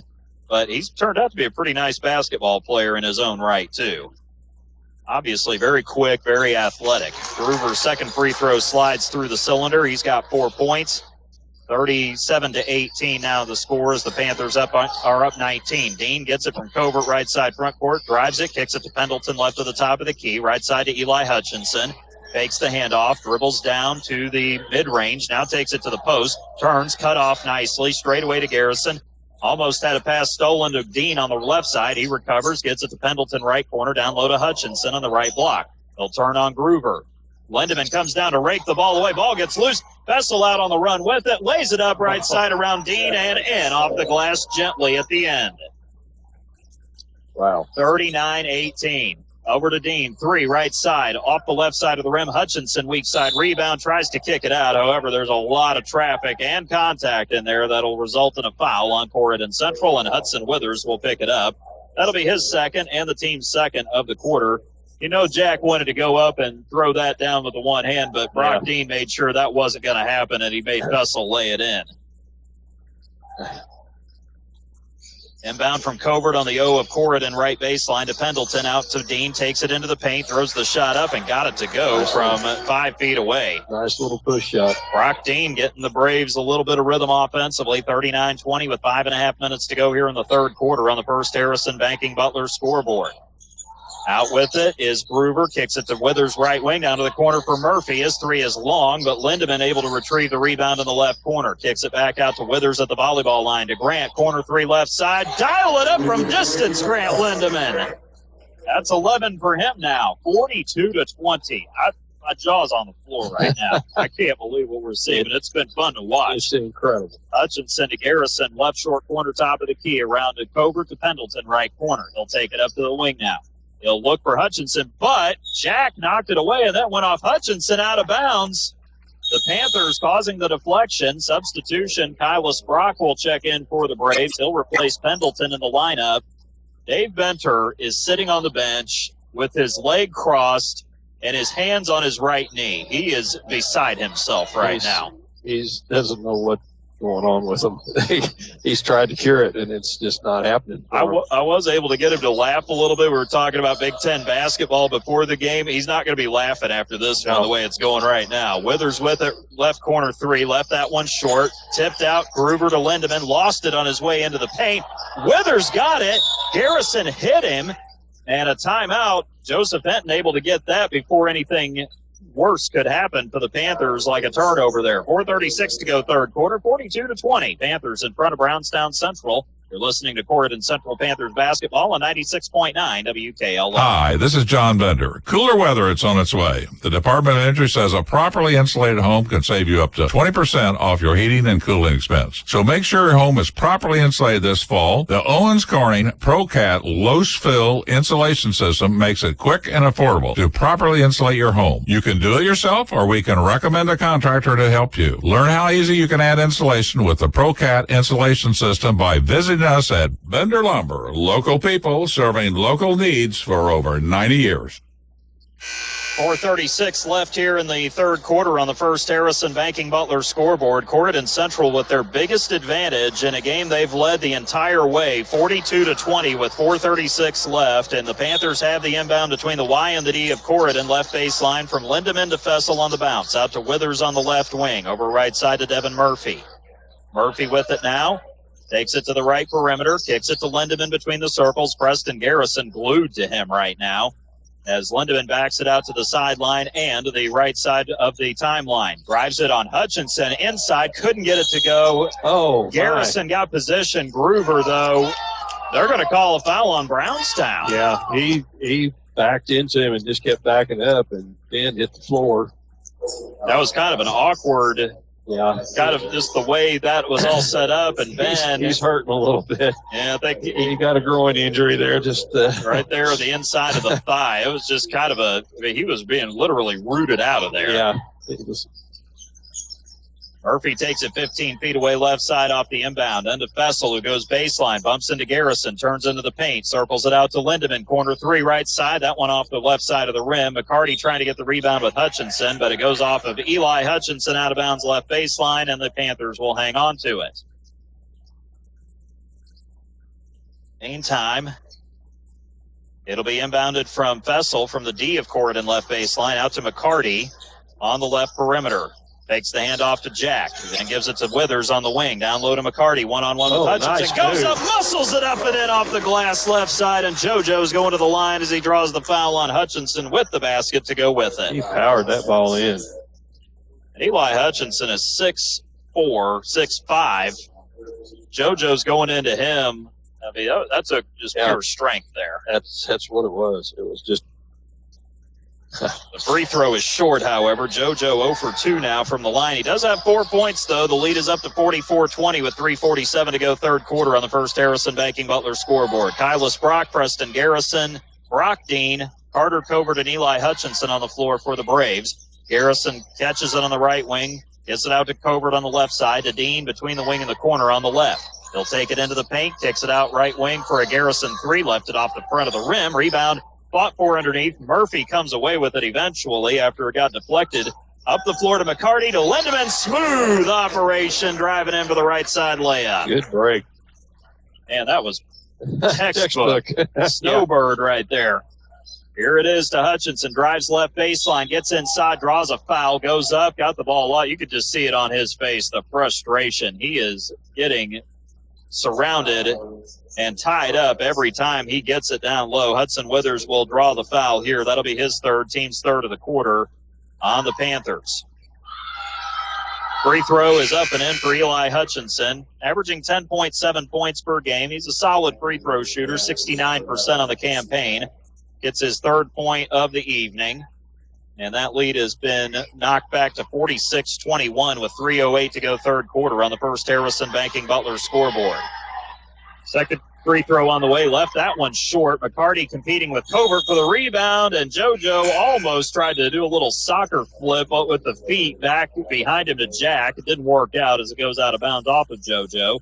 Lincoln Britton back in. He is in for the first time in the second half, replacing Hutchinson. Britton, the 6'2 senior, averaging 6.8 points a game. And on the inbound, got a foul away from the ball on the Panthers. Grant Lindemann going to be called for a hold here. That will be third on Grant. Okay, I thought that was his second. But he picks that one up, so that'll be his third. So Withers and Lindemann both have 3 now. Brock Dean gets it right wing, straight away to Covert. Covert takes it down into the right side of the lane, goes up, and another foul is going to be whistled on Corydon Central. This will be on Jack Fessel. That'll be the first of the night on Jack, and that's now 5 on the Panthers in the quarter. So the Braves now reach the double bonus for the remainder of the third quarter with 2:54 to go here in this third period here at Corydon Central. The free throw is good, of course, for Covert on his first attempt. Comes in averaging 12.3 points a game. Only 10 out of 13 at the line, coming in for 77% as he gets his fourth and fifth point, burying that second free throw right after hitting the first. Panthers are going to have to break pressure. Brownstown's going to bring it now. It is Murphy with it. Gets it up the floor right side to Hunter Seacat. He's back in there. The junior at 6'1" over to Lindemann. 3 hits it from the left corner again. 16 for Lindemann, 8 in the quarter. Grant makes it 49-24. Then he gets a steal. Covert tried to go to Garrison, top of the key right wing. Drops it behind him on the trailer to McCarty, and he lays it in. Dropped it behind his back right to him. That was Larry Bird-esque right there. Up the floor, Dean left side. Drives it, Murphy blocks his shot at the rim. Gets the rebound to go with it. Up the floor to Fessel, right wing. Skips it to a wide-open Lindemann, left corner. Fakes. Dean recovers nicely, and then a foul is drawn as Dean's going to be called for the hand check there as Lindemann was able to fake and drive. Wow. We are seeing high-level basketball from the boys in the black and gold tonight. It's superb basketball. It's just about as good as it gets. I mean, this is what this Corydon team is capable of right here. They have the talent to do this, that's for sure. And this is why they're a threat to make a run in the postseason. I mean, they have that ability. McCarty gets it right wing off the inbound from Fessel. Gets it back out, goes to Seacat, down to the corner to Fessel, wrap around to Murphy, quick shot, 3 left side, in the corner, missed it back of the rim. Seacat runs down the rebound on the perimeter left, gets it over to Lindemann in the left corner. Cross court, what a find to Fessel, but he missed the layup off the right side. He was wide open and just rimmed it in and out. Rebound to Covert, up the floor to Kylis Brock. Baseline, Brock Dean right side, takes it into the paint, back out to Brock on the wing, down to the baseline with the dribble, out to Covert on the wing. McCarty on him. Covert takes it to the right elbow. Free throw line middle. Over to Garrison. Pulls up with a jumper. Hits it from the right elbow. Preston Garrison with his 5th point on the night on that one. 51-25 with 1:23 to go here in the quarter. Lindemann inbound. Gets it to Fessel. Looking behind him for Kylis Brock. Up into the short corner left side to McCarty. Takes it into the paint. Then backs it out to Murphy beyond the arc. Murphy down to the corner to JoJo McCarty. Drives in, lays it up, draws the foul. Carter Covert going to be nailed on this one. JoJo. He got hit hard and still got that ball in the bucket. He's going to the line for the 3rd time for a 3-point play opportunity as he makes it 53-25. 5th foul on the quarter against the Braves. And the foul was on Covert. Again, that'll be his 2nd. Team's 5th of the quarter with 1:09 to go. Murphy and Lindemann both getting a rest on the bench. Hudson Withers and Ben Groover return for the Panthers. McCarty trying to make his first free throw of the night. Misses that one back of the rim this time, and Kylis Brock is able to come down with the rebound. McCarty does have 8 points, but he's 0 for 3 at the line so far tonight. Garrison forecourt with it on the left side to Dean. He dishes it there to Covert, left to the top of the key. Covert dribbles left wing, straight away to Brock Dean. Dribbles down to the elbow, out to Covert, left wing 3. That one rims off from left to right. Rebound tipped out to Seacat in the left corner. Up the floor with it now is Hunter. Kicks it over to McCarty, left wing to Seacat. Open 3, left corner. That one hits front, backboard, and rim again. Kylis Brock able to come down with a rebound in front of the basket. Up the floor to Covert. Gives it up to Garrison from Kylis Brock. That 3 rims off from the front to the right side. Seacat yet again with another rebound on the right baseline. Up the floor, Groover almost lost it left baseline. Gets it out to Fessel on the elbow. Down low to McCarty. Another and one almost. He turned around, rolled it off the back and left side of the rim, and JoJo's going back this time for 2 shots. Preston Garrison fouls him. Nice job by Jack to find him inside. That was a nice pass. It was right on target. That's the 4th foul on Preston Garrison now. I got a little behind on the foul count. First free throw. Man, JoJo's got to get one of these to go in eventually. He's frustrated. He wants to go in so bad. And I know he struggled a bit at the line this year, but he's actually been shooting better lately. 72% coming in, 23 of 32. And then that one finally rattles in. There we go. A lot better that time. He is now 1 out of 5 at the stripe with 9 points, 54-25 Panthers, 14 seconds left in the third. Covert takes it, volleyball line left, out to Dean's sideline, back to Covert to Dean, takes it into the paint, drops it off to Britton. Right corner three is up. That one rolls off back of the rim. Seacat gets the long rebound. 2 seconds, 1 second, runs it up the floor, throws up a prayer on the run at the buzzer, missed it off the backboard and off the right side of the rim, going to the right side of the paint. Well, that'll do it for the third quarter here at the Panther Dome in Corydon, where Corydon Central leads Brownstown Central on the First Harrison Banking Butler scoreboard, 54-25. You're listening to coverage of Corydon Central Panthers basketball on 96.9 WKLO. Are you looking for top quality Chris Stone in Harrison County? Look no further than Davis Chris Stone in DePaul. At Davis Chris Stone, they have been serving Southern Indiana for years, providing the highest quality Chris Stone for all your construction needs. Their locally sourced stone is perfect for driveways, roads, landscaping, and much more. Plus, the friendly staff can assist you with your order, ensuring you get exactly what you need. They'll even deliver it right to your doorstep, making your project hassle-free. Choose Davis Chris Stone for your next project. Give them a call at 812-347-2707. At First Harrison, the Banking Butler is more than just a banking app. It's who we are. It's a level of service we've delivered for more than 130 years. First Harrison is here to make it easy for local business owners with real estate loans, construction loans, SBA loans, lines of credit, treasury management, and merchant services. You will get competitive rates and fast local decisions. The Banking Butler, it's who we are. Keep it easy. Keep it local. First Harrison Bank. Member FDIC, Equal Housing Lender. Corydon Central with the ball to start the fourth and final quarter of play here at the Panther Dome. Fessel drives by his defender and gets it inside to McCarty, who lays it in off the right side. Jack drove under the basket, got it to JoJo for two. It's a 31-point lead for Corydon Central at 56-25. Here early in the quarter, Coach Bencher's already said, no, I'm going to take my starters out. He's putting his JV guys in there. So whole new lineup on the floor. Caden Booker, who is a 6-foot sophomore at forward, 2 points, 1 rebound. Also have Alex Hobson. He is a freshman, 6 foot, had 10 total points, 6 rebounds, 4 assists coming in. Then you also have Dylan Topey, who's 6 foot and a sophomore, 2 points in 9 varsity games. Nolan Naird gets it at the right elbow, kicks it to Hobson, and he hits a three from the left wing. Coach Bencher saw enough of his varsity tonight, so he just decided to go ahead and clear the bench. Get these younger guys out there, get them some varsity experience tonight. Panthers going to stick with their starters, and at least mostly. They've got Withers and Seacat off the bench with McCarty, Groover, and Fessel. Oh, nice cut there. Jack goes right past Nolan Naird and lays it in right in front of the cylinder for his 10th point of the night.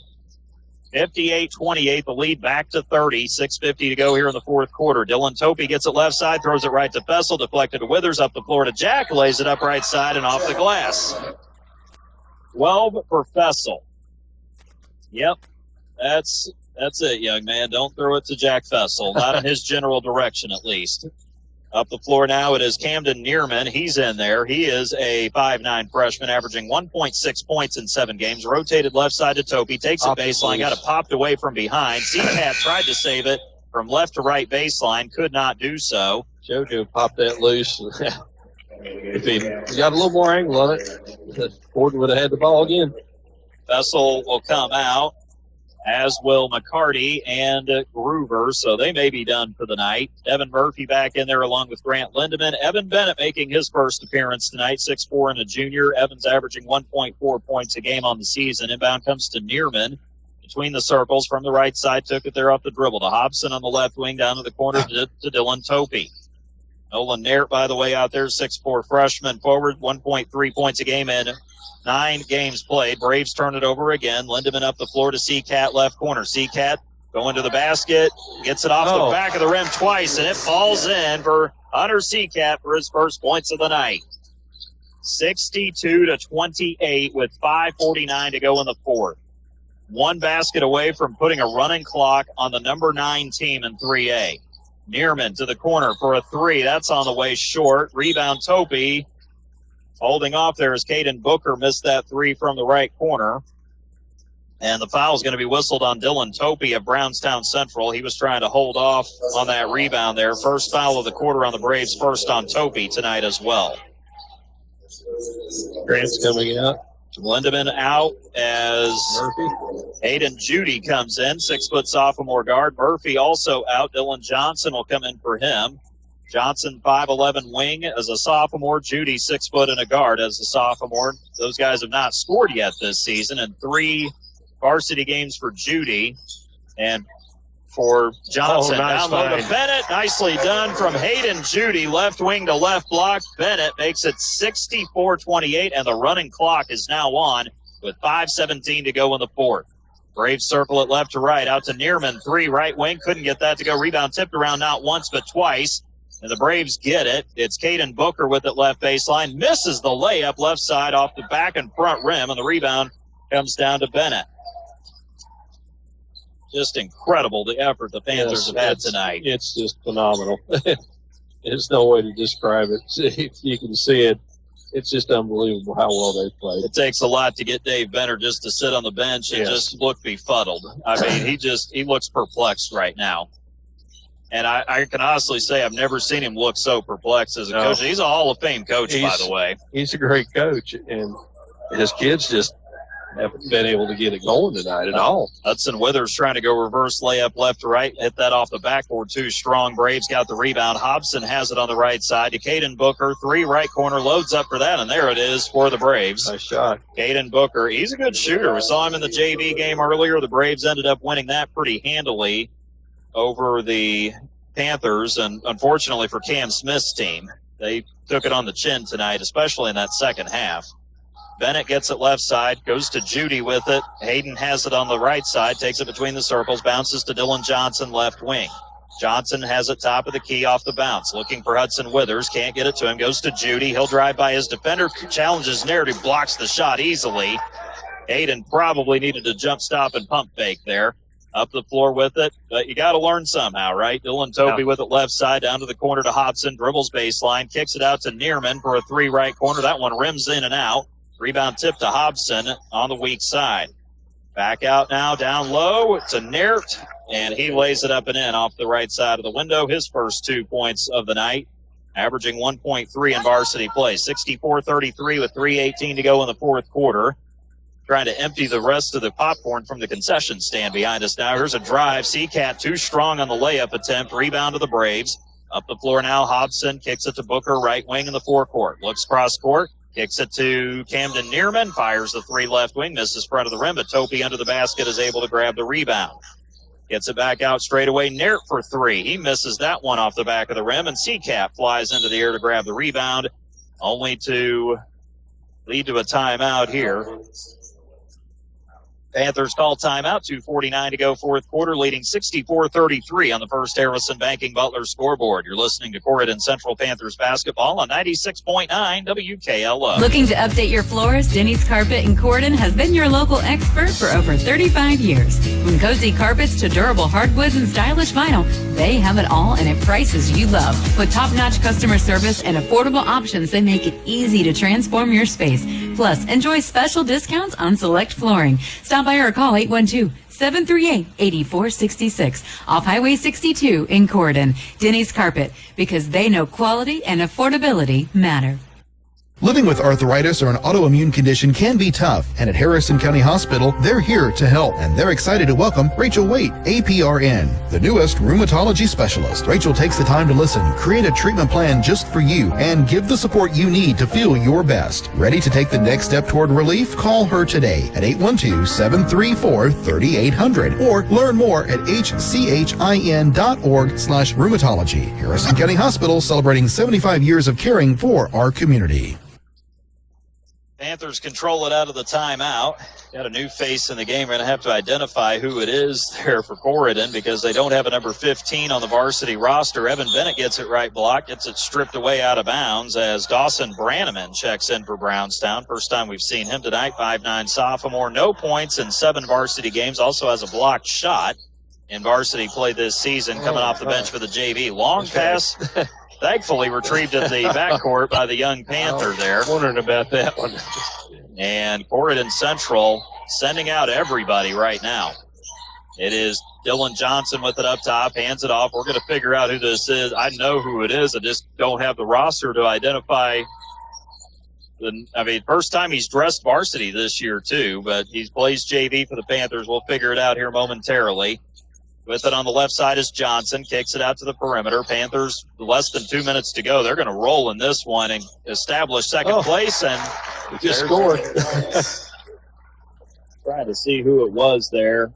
Just give me a second. I just heard the name. Beckett Likes got that basket. Well, you know what? Beckett must like us being around because he scored a rushing touchdown during football season at quarterback, and then he gets that basket. Oh, man, Beckett Likes. Doing a great job out there. And then a foul by the Braves on the baseline drive. Camden Neerman getting it there. So Beckett, he's a freshman. And he is 5'10" and a guard. First time he's seen any varsity action. And you know what? He's got his first 2 career points. First free throw. Neerman got that one to go. He'll have one more shot coming. He's not been able to make anything from the outside for Brownstown tonight. 66-34 with 1:20 to go in the fourth. This has been a shocker tonight. It has been. Second free throw, back of the rim. There's Seacat with the rebound. And Gordon's defensive effort has just been out of this world. Great. I mean, it's like the team we've seen all year tonight. Yeah. I mean, but it's almost like they stepped it up about 2 notches above even the Heritage Hills game where they played so well in the championship back in December. Panthers now send new guy out there. That would be Brock Pritchard, the freshman at 6'4". Pritchard, go ahead. It's been something to see. That's you have to.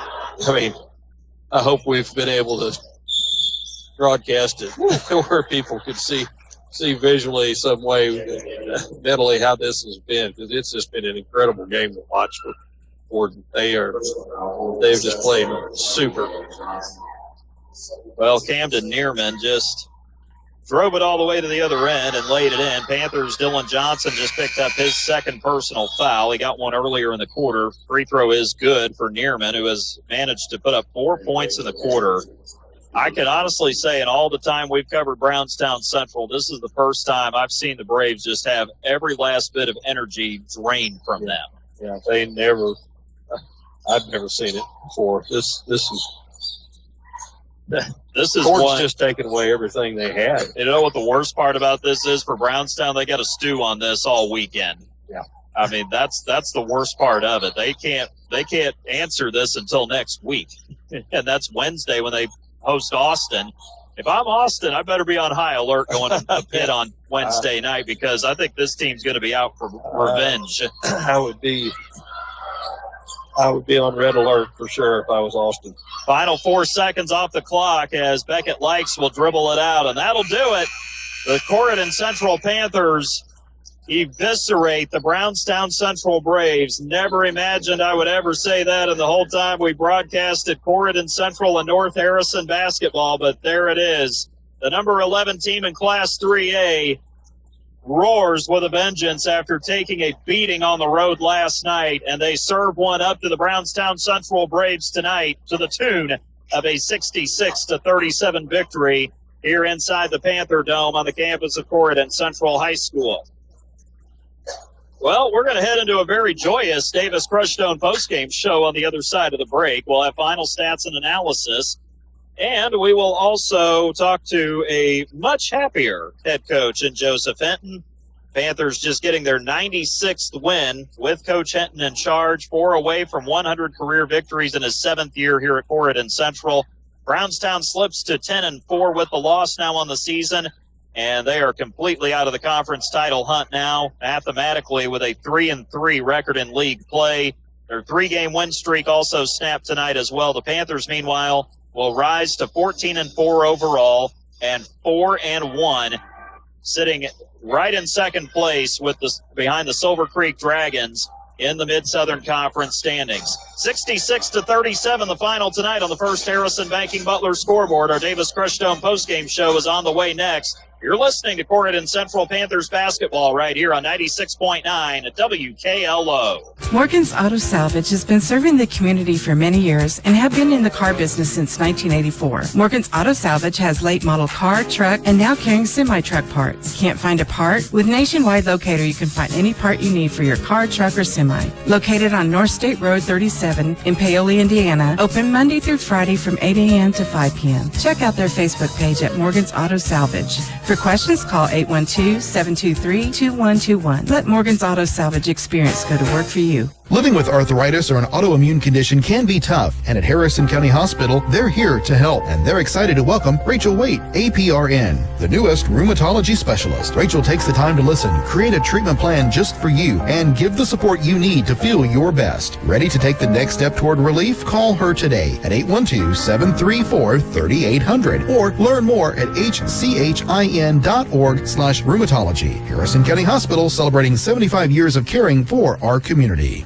Hi, I'm Emery Jones, Career Education Coordinator at Prosser in New Albany. It's never too late to level up your life. Whether you're changing careers or finishing your education, Prosser Adult Education offers affordable classes to help you earn workforce readiness, improve your skills, or train for a high-demand job. Visit ProsserCareers.com or call us at 812-542-8508 to get started. Prosser Adult Education. Your future, your move. Well, if you had told any of us before this matchup tonight, after Corydon Central took a 34-point loss on the road last night at Paoli against the number 2 team in Class 2A, that the Panthers would come back home tonight and would just simply dominate and perplex the Brownstown Central Braves, ranked at number 9 in Class 3A. A lot of people would have looked at you like you had 3 heads, because the Panthers just flat out got knocked to the mat last night and never got up. Well, they got up tonight and recovered very nicely here at home against the very tough Brownstown Central Braves. It is a magnificent victory tonight for this Corydon Central team, as the Brownstown Central Braves fall tonight 66-37 on the First Harrison Banking Butler scoreboard. And there we go. I was trying to find a couple of points there. Okay, so the Panthers go on to get the win tonight. Again, 66-37, the final on the First Harrison Banking Butler scoreboard. Corydon Central rises to 14-4, bouncing back emphatically from the KO they took last night at D.E. Chambers Gymnasium in Paoli. And they serve one up on Brownstown Central, 66-37. Again, the final. The JV game did go to Brownstown tonight. They won that one pretty handily, running away with it in the second half. So unfortunately for Cam Smith's team, they were not able to capture a victory tonight. But you just got to tip your hat to this Corydon team. I mean, we saw North Harrison put on a master class defensively, especially in the paint last night against a very tough West Washington team that frankly came in ranked number 13 in Class A. So to see that last night, and then to see the Panthers come out and really redouble and re-triple their efforts on the defensive end of the floor, I mean, it was just an immaculate performance tonight for this Corydon Central basketball team. You have to be extremely proud if you're a Panther coach, you're a Panther fan, just of how hard and how focused this team was tonight here on their home court. It's hard to put it into words, because it was such a mellifluous performance in every possible way. It was so smooth on both ends of the floor, and this Corydon team has every reason to be thrilled. They're going into the weekend with a spring in their step now, and maybe this one is the one that'll get them back on track, refocused as well, because it's certainly going to be needed coming up here in the month of February with a lot of very good teams coming up on the schedule for Corydon Central. So the Panthers will have to enjoy this one while they can for the duration of the weekend. Then they get to maybe, at least hopefully, come back in on Monday. They're looking to get back to perhaps a normal school schedule during the day, and certainly we'll be looking to get back into the swing of things as far as a routine is concerned as well. And that will certainly be welcome if the Panthers can get back in and get back into a normal routine next week. They've got 2 games on the schedule next week, starting on Thursday night with the School Corporation rivalry. the South Harrison rivalry against the South Central Rebels. That game will be down in Elizabeth on the campus of South Central Junior-Senior High School.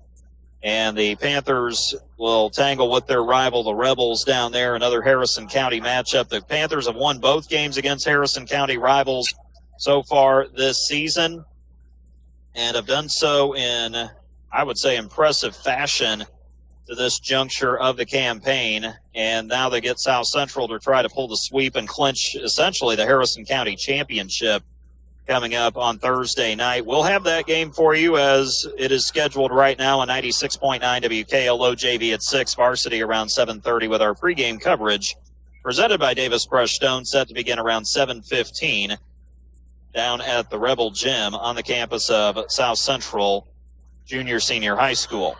And then the Panthers on Saturday afternoon they are scheduled to take on the Austin Eagles over at Harold Riggle Gymnasium over in northern Scott County. We are also scheduled to have that game for you here on 96.9 WKLO. The JV will be at 12 noon. It'll be a matinee matchup with the girls' sectional championship games coming up that evening. And then the varsity game around 1:30. You can listen to that game also next Saturday right here on 96.9 WKLO, as well as streaming online at WKLO969.com as well. So the Panthers get the win tonight. Joseph Hinton, head coach of the Panthers, set to join us here in our Davis Crush Stone postgame show after a spectacular performance tonight. The Braves going home with their heads down, especially after getting a big win last night against Charlestown on the road. To see this effort tonight obviously had to be extraordinarily disappointing for Dave Benter and his team as well.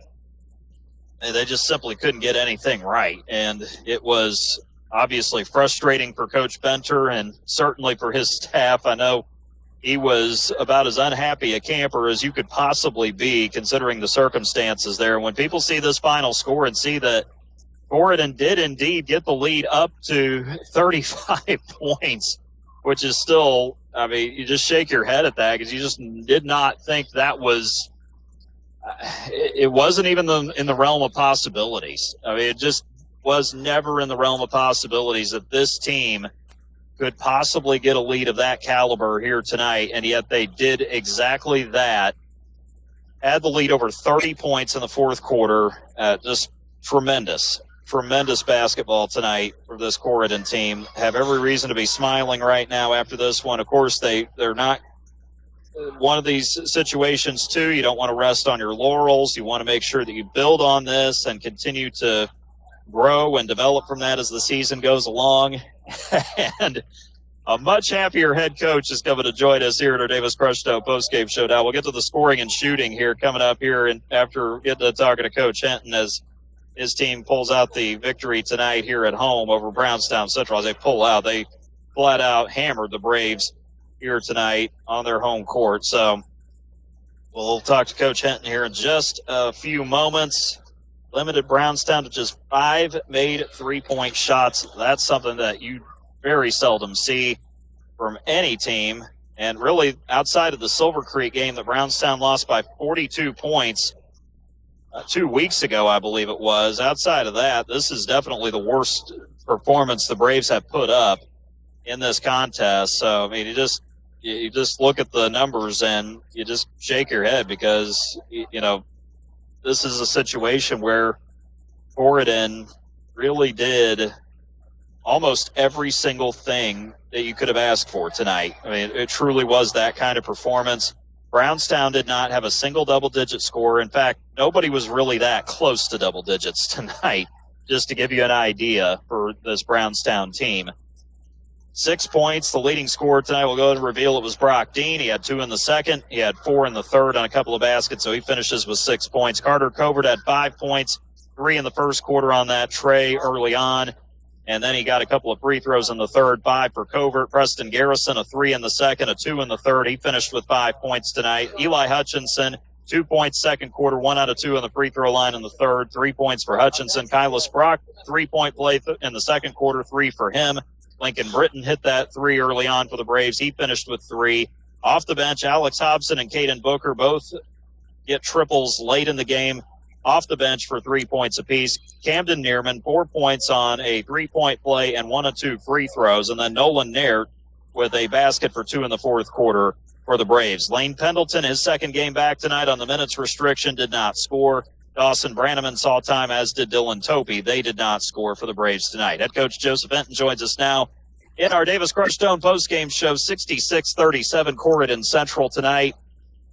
8-0 start to this game before they finally scored in this one. You guys are up 20-6 at the end of the first quarter. Your defensive intensity and the coverage that you guys had on the floor in the half court was super impressive tonight, and you guys got back really to the standard that you're used to playing with tonight on both ends of the floor. Yeah, we definitely needed this tonight.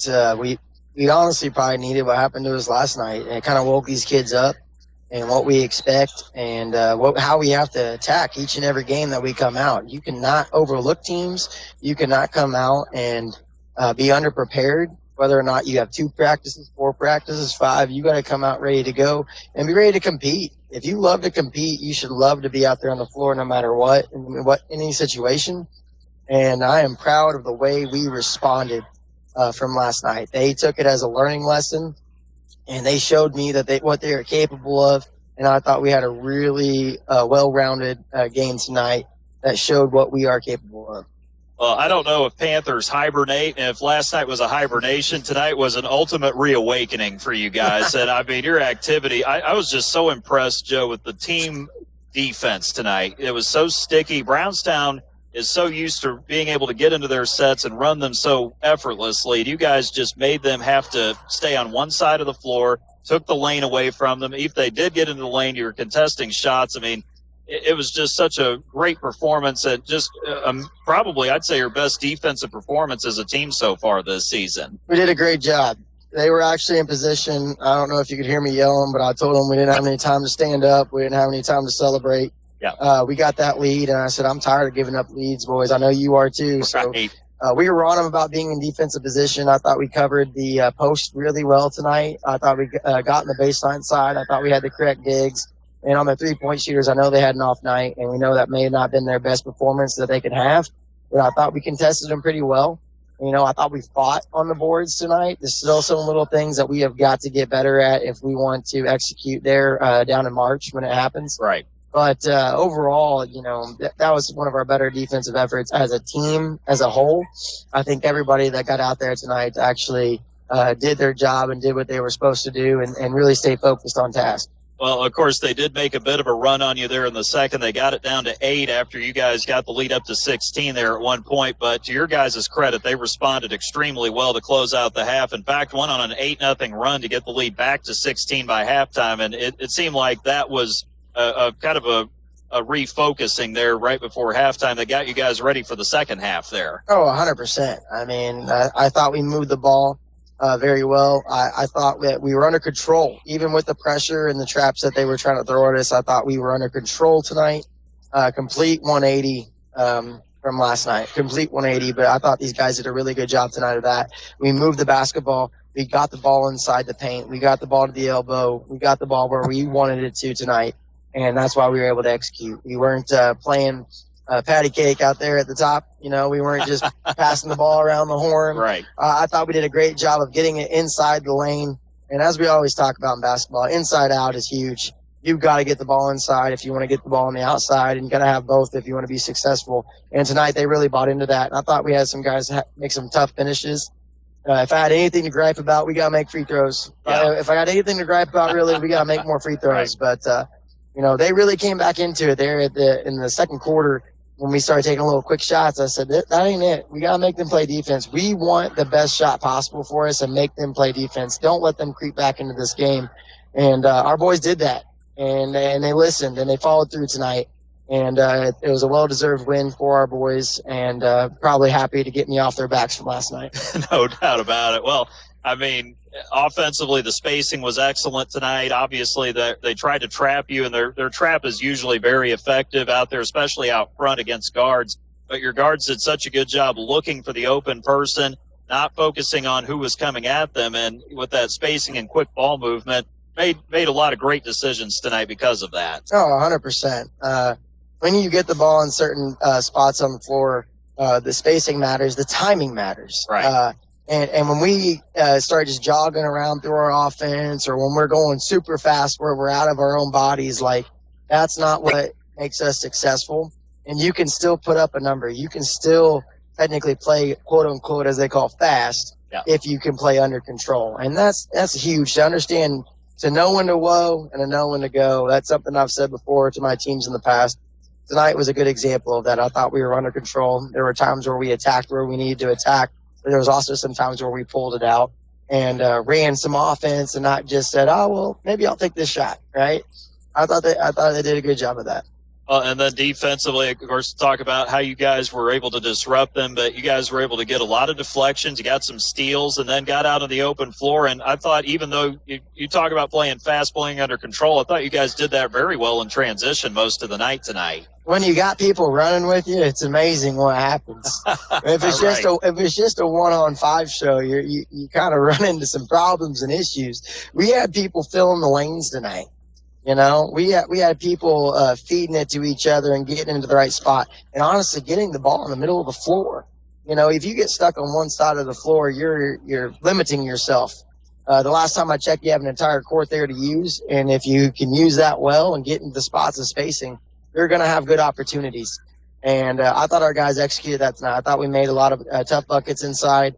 You know, we missed a few shots from the outside, obviously, but I thought we knocked the ones down when we had good ball movement. Ball reversals are huge. I can't remember who did the study on it, but the more ball reversals you get, the percentage goes up.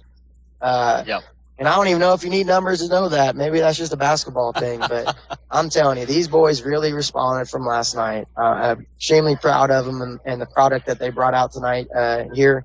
It was a great bounce back game, 100%. So, again, super proud, and it was nice to see the crowd we got out here tonight to support these guys. They deserve it. Hopefully we can continue to grow that throughout the rest of the season. Well, no question about it there. And, I mean, obviously, as rough as last night was, bouncing back the way these guys did, refocusing tonight. I mean, you talked about the character of this team all season. And, Joe, they showed it to you again tonight with the way they recovered and refocused here tonight at home. Oh, 100%. Again, I probably said multiple times, but I couldn't be more proud of them. They really refocused and got it back in. Last night, they were in the dark a little bit. You know, they were thinking, you know, what's the point of this? What's the point of that? You know, what just happened? And it's like, you guys got to forget about that. You got to look forward to what we got next. And you can always learn or you can lose. And I'd rather learn from our mistakes to get better down the road than just chalk it up and take a loss. If you learn from it, you become a sane person. If you don't learn from your mistakes in the past, that's when you become insane. It's literally doing the same thing over and over again, expecting a different result. And I'll tell you what, these boys gave a different type of effort out there tonight, a different level of basketball. And that's tremendous for them. Well, and of course, now you have to try to carry this into next week. 2 games on the schedule, girls sectional, of course, going on. So you got the traditional Thursday night game and now the makeup game next Saturday with Austin. But, of course, you got the South Harrison rivalry Thursday night on the road. Tough place to play down at South Central. It's definitely a game where they really get up for you guys every time they see the Panthers on the other side. And once again, going to be a very tough matchup going down to Elizabeth. We cannot overlook any opponent. All right, we have to stay focused on task. We proved that, last night. We got to make sure that we are taking every single opponent serious. We know how hard South Central plays. We know how good those younger guys they have on that team is, and we have to be prepared. Going down there is a tough place to play, and we need to make sure that we go down there and take care of business. And on top of that, we got a conference opponent coming up on Saturday at a weird time in the afternoon against Austin, who's getting better and better each and every day. And we got to make sure that we come ready and we come collect if we want to be successful this next week. No doubt about it. Well, a great win tonight to close out the weekend, 66-37 over Brownstown Central. Joseph Enton joining us here in our Davis Crushstone postgame show. Congratulations to you and the team on the win tonight, Joe, and look forward to seeing you guys Thursday night down in South Central. Appreciate it. Thank you guys for covering us. And as always out there, go Panthers. All right, Joseph Enton joining us here in our post-game show as the Panthers get the win tonight by the final of 66-37 on the First Harrison Banking Butler scoreboard. 14-4 now the record on the season, 4-1 in the Mid-Southern Conference, while Brownstown falls to 10-4 overall and 3-3 in conference play. Quickly, we'll go through the shooting here. Second half for Brownstown after they shot 6 of 19 in the first half. The Braves were limited to 7 of 21 shooting over the final 2 quarters of play. They knocked down 13 out of 40 shots. The Panthers limited the Braves to 32% shooting tonight here on their home floor here in the Panther Dome. And by the way, they were 8 of 15 from 2-point range, but that means they were 5 out of 25 from behind the arc tonight. The Braves were limited to 2 of 13 shooting from distance in the second half after going 3 of 12 in the first half. So 5 out of 25 for 20%. Free throw shooting wasn't very good for Brownstown by their standards tonight, although they were 5 out of 7 in the second half after shooting 1 out of 3 in the first half. So they knocked down 6 out of 10 from the stripe tonight, good for 60%. Meantime, for the Corydon Central Panthers, very balanced effort, 4 in double figures. We said North Harrison's win was a team win last night. You can say the same for the Panthers tonight as well, because, last night with North Harrison, everybody contributed on defense, everybody contributed on offense, and then we saw a repeat of that tonight with the Panthers. This has been 2 of the best basketball games that I've ever witnessed. Back to back, it's just incredible. Considering what we've had, too. We've had, obviously, multiple inches of snow. We've had Arctic air. It has been flat out miserable for all of us who live in southern Indiana this week. And not to mention, they've been out of school. Both teams only got 2 practices all week. And yet, I know Corydon had the rough night last night, but then recovered tonight after what North Harrison did last night. It's amazing to see how resilient these high school kids are. They really snap back quick. Yeah, absolutely. And against the top 10 team in 3A, against a Hall of Fame coach with a team that, while they started the season slow, Brownstown had been playing a lot better. They just won at Charlestown last night, but it shows you how quick things can change if you can get things turned around in a short amount of time. It's Indiana high school basketball at its finest. You never know what's going to happen. Definitely a good way to look at it there. So the Panthers tonight, look at their scoring. Grant Lindemann, 16 points for him. He had 8 in the first half, and then he scored 8 in the third quarter, buried a pair of trays, got a 2-point basket to go with it. So Grant leads the way with 16 tonight, but right behind him was Devin Murphy, who was a ball of fire as far as his shooting goes in the first half. He buried 3 trays and knocked down 3 2-point shots. Murphy had 15 all in the first half of this one tonight. Jack Fessel stepped up. He played a really nice game tonight. He only had 12 points, but Jack was omnipresent on the floor tonight, it seemed. He just seemed like he was everywhere, no matter what the situation was. He had 4 points in the first half, 4 in the third, 4 in the fourth quarter. So he scores 12 total tonight for this Panther team. The 4th double-figure score, a little bit surprising and yet a pleasant surprise, JoJo McCarty, who had 11 points in this game. JoJo played fantastic basketball tonight, both ends of the floor for him. He had a basket for 2 in the second quarter. He made 3 2-point baskets in the third. Did finally get a free throw to go down in the third quarter. He struggled a bit at the line, went 1 of 5 tonight. And then, for good measure, he started the fourth quarter with another basket for 2 to get him to 11 points here tonight for the Panthers. Ben Groover scored 6. His defensive effort was masterful tonight.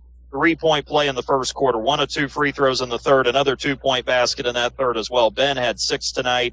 Hunter Seacat came off the bench, got a basket there in the fourth quarter for 2. Evan Bennett also contributing with a bucket for 2 in the fourth quarter. And then Beckett Lights, in his first varsity game of the season, he gets a 2-point basket to go down in the fourth quarter as well. The freshman guard rounds out the scoring for the Panthers tonight. Hudson Withers got some good looks, couldn't get him to go down. He didn't score, but Hudson still impacted the game in other ways tonight as well. Hayden Judy, Dylan Johnson, and a first-time appearance for Brock Pritchard this season as well, the 6'4 freshman. Those guys did not score tonight for the Panthers as they shoot 15 of 28 in the second half after making 13 of 24 in the first half. They go 28 of 52 tonight, 54%. From 3-point range, the Panthers were 5 of 12 in the first half. They slowed down in the third quarter, going 2 of 8, did not even attempt a 3 in the fourth. 7 out of 20, 35% from distance tonight.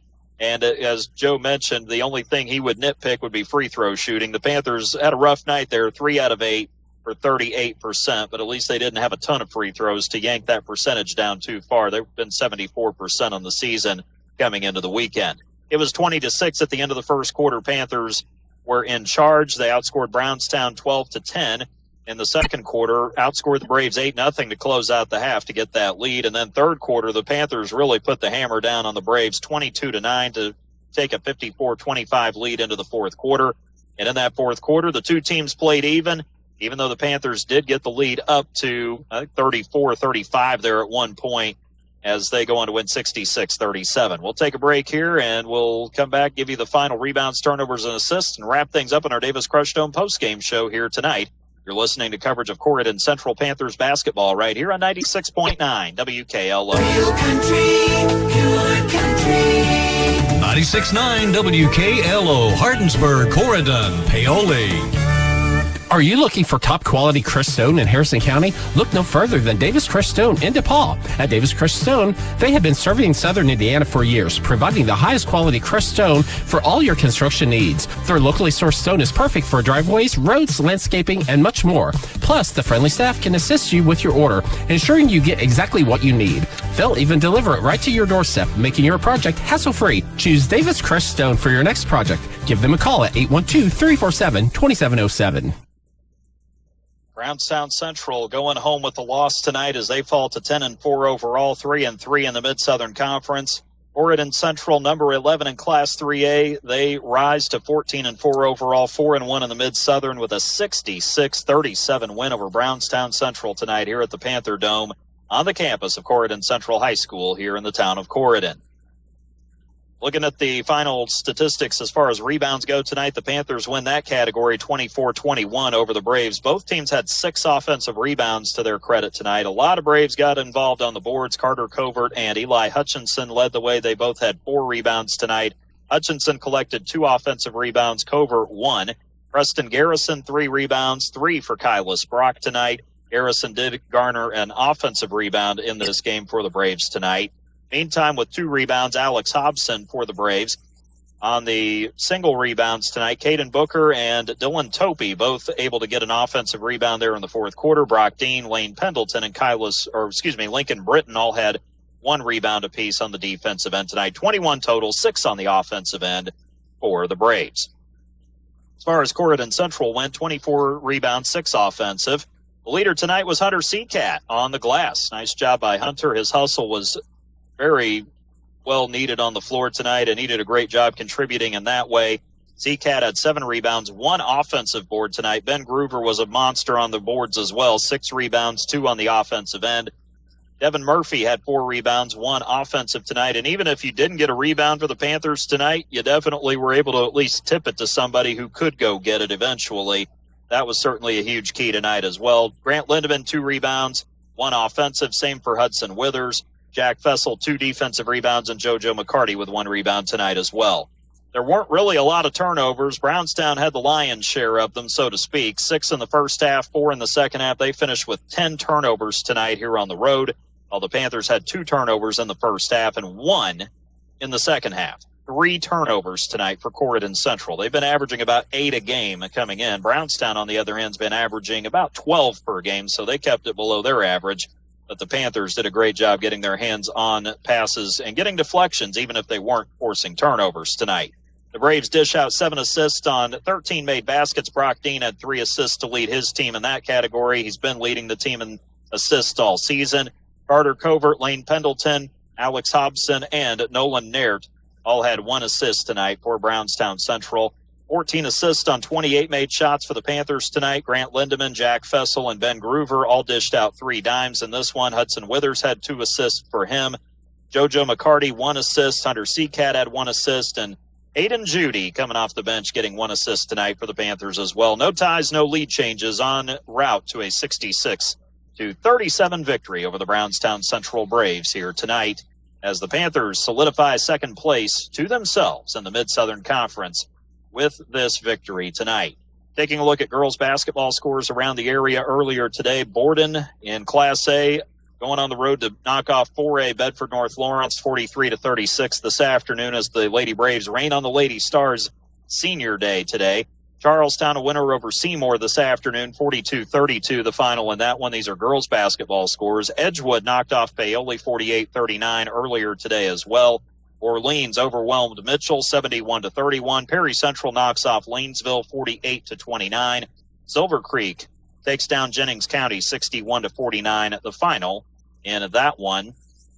And Vincennes Reveille a winner over Northeast DuBois 60-51, while Washington shut down Bar Reeve 55-11. The final in that one between the Davies County schools. Other boys basketball scores tonight, it was Charlestown knocking off Henryville 65-36. That was the final in that one. New Albany takes down Jasper on homecoming night at the Doghouse on Romeo Langford Court, 70-49, the final in that one. Also, West Washington wins this afternoon over Lanesville. The Senators bounce back from that loss at North Harrison last night, beating Lanesville 62-50. That the final in that particular matchup tonight as well. Also out west, Boonville, a winner over Evansville Memorial by a final score of 59-45.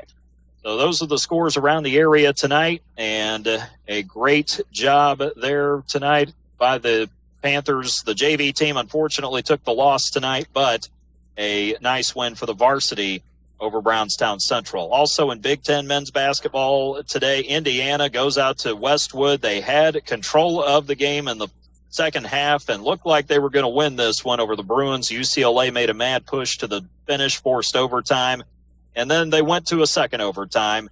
Indiana wins 98-97 over the Bruins out on John and Nell Wooden Court inside Pauley Pavilion out in Westwood in Los Angeles. The Hoosiers, Nick Dorn had 26 to lead the way today. Reed Bailey and Lamar Wilkerson each tallied 24 in the victory as the Hoosiers pick up back-to-back wins now, or three in a row now, actually, beating Rutgers, Purdue, and UCLA. They'll be back in action Tuesday night at USC. And we'll be back in action again with girls basketball sectional next Tuesday from Charlestown here on 96.9 WKLO. We will have the Corydon Central Lady Panthers in first-round action. They will be taking on the Madison Lady Cubs, who are going to come in ranked number 9 in Class 3A.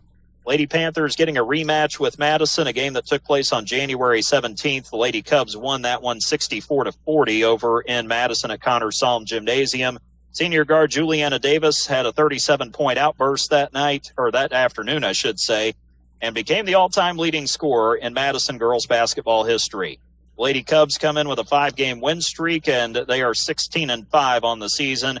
The Lady Panthers are looking to turn the page from a rough stretch, having lost 4 of their last 5 coming into the postseason.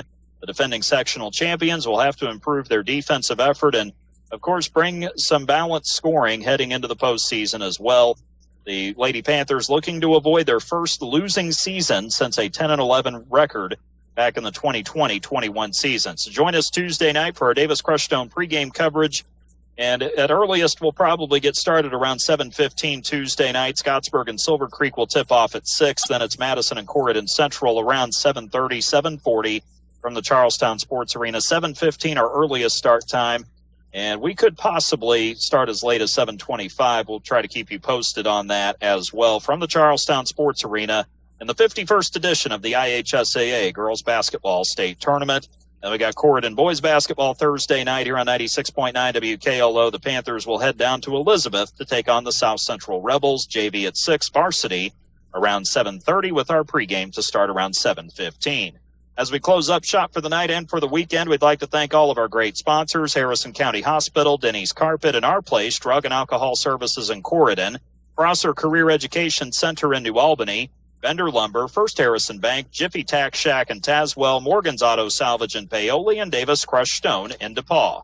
Most of all, thanks to you for listening to our Corydon Central boys basketball broadcast tonight as the Panthers beat the Brownstown Central Braves, number 11 in 3A, prevailing over number 9 in 3A, 66-37 on the First Harrison Banking Butler scoreboard.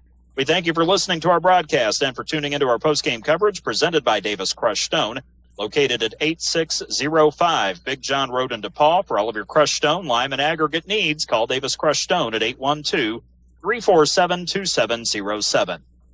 For our statistician and analyst, Greg Deaton, I'm David Deaton saying have a great night and a great weekend from the Panther Dome on the campus of Corydon Central High School here in the town of Corydon. Our thanks, as always, to John Atkins for allowing us, the athletic director here at Corydon Central, for allowing us to broadcast here tonight after the North Harrison-Madison game had to be postponed. So we appreciate John's hospitality, as always, does a great job down here, and we're always proud to get a chance to broadcast here at the Panther Dome as we did tonight. This reminder on the way out to keep your heads held high, love each other, be a light in your community, and may God bless America. Thanks again for tuning in tonight. You've been listening to coverage of Corydon Central Panthers basketball right here on 96.9 WKLO. This broadcast on Real Country 96.9 WKLO has been made possible by our incredible community sponsors: Davis Crestone, Dr. Black's Eye Associates, Denny's Carpet, First Harrison Bank, Morgan's Auto Salvage, Our Place Drug and Alcohol Services, Prosser Career Education Center. Thanks for supporting local athletes, local schools, and local radio. This has been Real Country 96.9 WKLO, keeping our communities